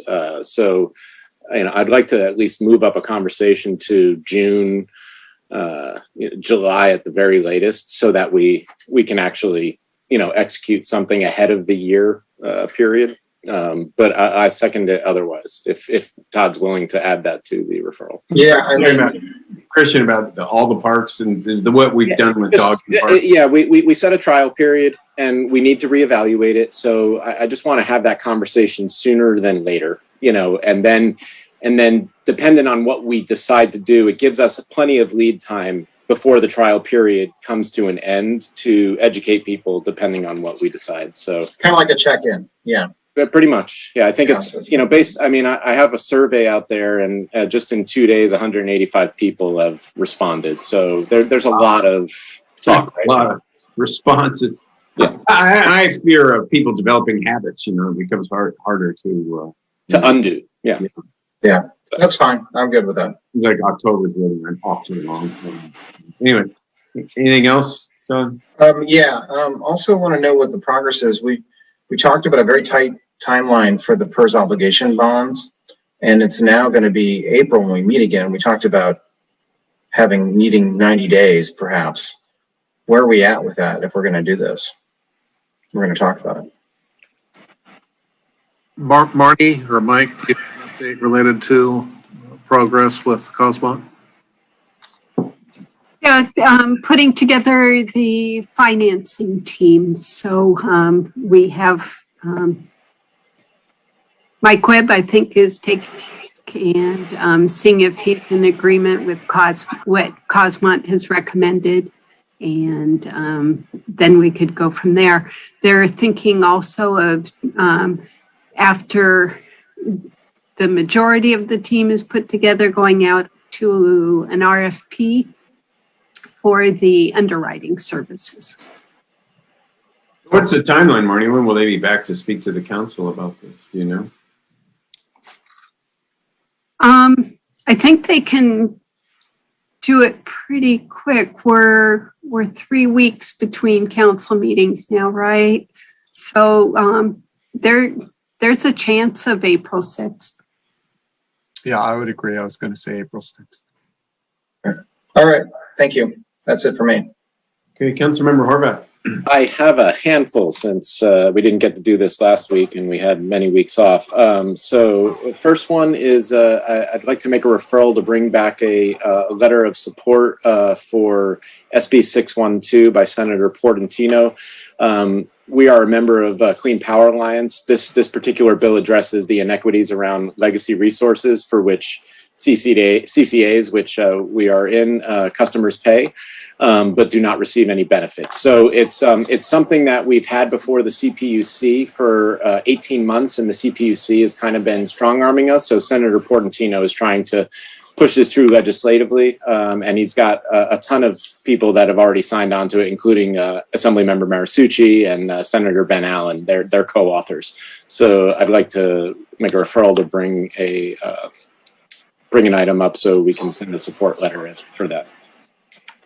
Sounds good. Any objection? No. Right. Okay, and then I got two more. One, we just discussed we're heading into budget season, and we do need our pallet project expires June 30th.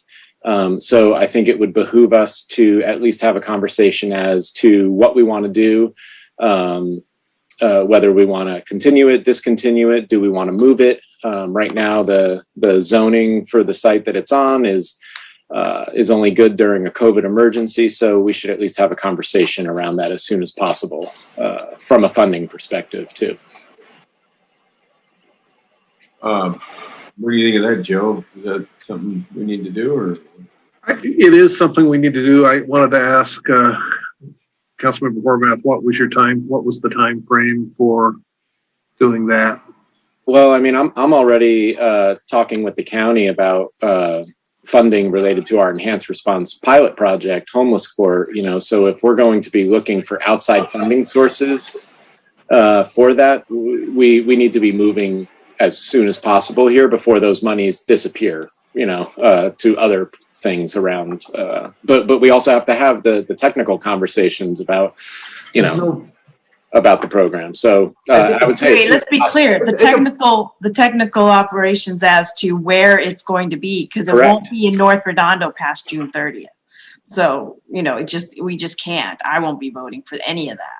Well, there's a ton of issues. We just need to have the conversation, and I would say, Joe, we need to have it as soon as possible. So that's really up to you guys in terms of your agenda management. But Christian, isn't the funding already in place from the county? A physically measure H from Janice Hahn's office through 14 months? We have funding through June 30th. We don't have any funding for anything beyond that. Mr. Webb? Is that what you remember? Yes. I would say I don't want to get into a discussion of it. It would be helpful because it was all from grant funding. It would be helpful to decide, is the pallet shelter something we want to do going forward beyond the June 30th date that we set up. It would also be helpful to me if to find out if there's council interest in us continuing our effort in sort of leading the homeless effort. So Joe, how soon could you bring it back so we could make a meaningful decision and have a meaningful discussion with the information? Well, I think we could bring it back the 6th because it's really more of a policy thing, just deciding that you want to do it or not do it. And then we can look to the county, because the problem last time, as you recall, is we were trying to do all these things at once. Get the county money. Do you want to do it? Where is it going to be? It'd be important to find out first and foremost. It's a policy matter. Do you want us to do it? And then we can set out the issues. The other thing, if Councilman is okay with it, if you could expand it and I could find out, this is only the timing. The census was done, our homeless census, through CityNet, and it'd be good to get a report on that and what the actual numbers have been, what progress we've made. You really want to put it on the 6th when it's the new councilman sworn in that first night? I'm okay with whenever. I was asked, when can you do it? And we can do it by then. I'm not saying I prefer to do it then. So well, we are going to have a council meeting then. Well, he's in the attendees. Ask him if that's okay. Well, we're having a council meeting that night. It's not like we're not having a meeting. So, Joe, why don't you figure out the best meeting to bring it back sooner rather than later? Yeah, let me see kind of what else is on that agenda and how heavy it is. We want to do it at a time where we, can get to it and not have it, crowded with a bunch of other items on the agenda. Okay. Sooner rather than later. Okay. Anything else, Christian? Last one. I've been talking with Brandy. I'd like to agendize a conversation related to changes in the Redondo Beach Municipal Code as it relates to side setback allowances. we have some outdated code there, and I've been working with a couple residents related to that. So I did talk to Brandy, and I don't know if she wants to comment on it, but it would be a good conversation to have to amend those or change those outdated codes. I think it's regarding mechanical equipment like air conditioner units. I know we've seen a major uptick in the number of applications for air conditioners with so many people working at home, living, being at home so much. But there's a lot of limitation on where those can be located in the required setbacks, and including in between buildings. So that was something that that came up, and it'd be good. Staff also agrees that it'd be good to revisit it. So when do you come back? You have a time frame? Oh, I would say, whenever Joe and Brandy feel that, they can squeeze it in, Okay. Yeah. It's always good to get it. All right. Anything else? That's it. So am I understanding that right? So then the only place an air conditioner could go on is in the roof if you don't put it in the setbacks? Is that? Or in the rear. It can go in the rear but it can't go into the required setbacks is the issue. And so side yard, and the bigger issue, I think, for, like 2 on a lot, is that there's that required setback between buildings. It's not allowed to go in that area either. So there's a very limited, on single family, if there's some more yard area beyond the setback, it can go there. It's just, there are a lot of circumstances where they're not allowed, and they would have to find a rooftop or otherwise not have, or find other alternatives. So next time a city councilman from another town says that we need to add more housing, tell them we can't even put air conditioners in. Anyway, Councilmember Grant. I only have 4, so no, I'm good. Thanks. All right, thanks. Councilmember. I would like to come back with now that COVID's opening up, and that we have businesses that went out of business because of COVID. We have a lot of open storefronts right now. I'd like us to revisit the parking requirements and move that forward a little quicker so that we can make sure we can attract the businesses that we want. It was addressed in the AACAP, and I would like that to come back sooner than later. So because we've been canceling, I don't know if that would go into the parking authority or if that would go, to planning, but we need to move on this. It would come to our department. We did it in the mid-year budget, an update on that, and it is something that could be, we do have funds in the general plan maintenance fund in order to fund that and move it forward. Great. Let's do that. Okay, anything else? That's it. I have a quick question for Mike Webb regarding the homeless court that was we just talked about. We don't have any. The people that are going to homeless court are not just people from Redondo Beach, or are they regional? They're everyone who gets a citation from Redondo Beach.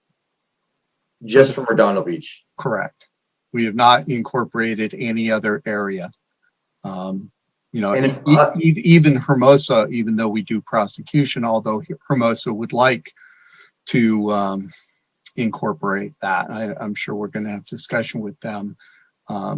Everyone, the move is more to set up their own homeless court. Long Beach came and visited us last month, and we'll be setting one up in Long Beach. And Torrance is visiting us this month with a look at having their own homeless court. So if somebody wanted to use ours, we would have to agree to that. Who is somebody? They'd have to get arrested or cited. No, I mean city-wise. Yes, if the city wants to recommend, they are only cases that are prosecuted by us. And even though we prosecute Hermosa, we only use cases that arise out of Redondo. Okay. That was my question. Okay, thank you.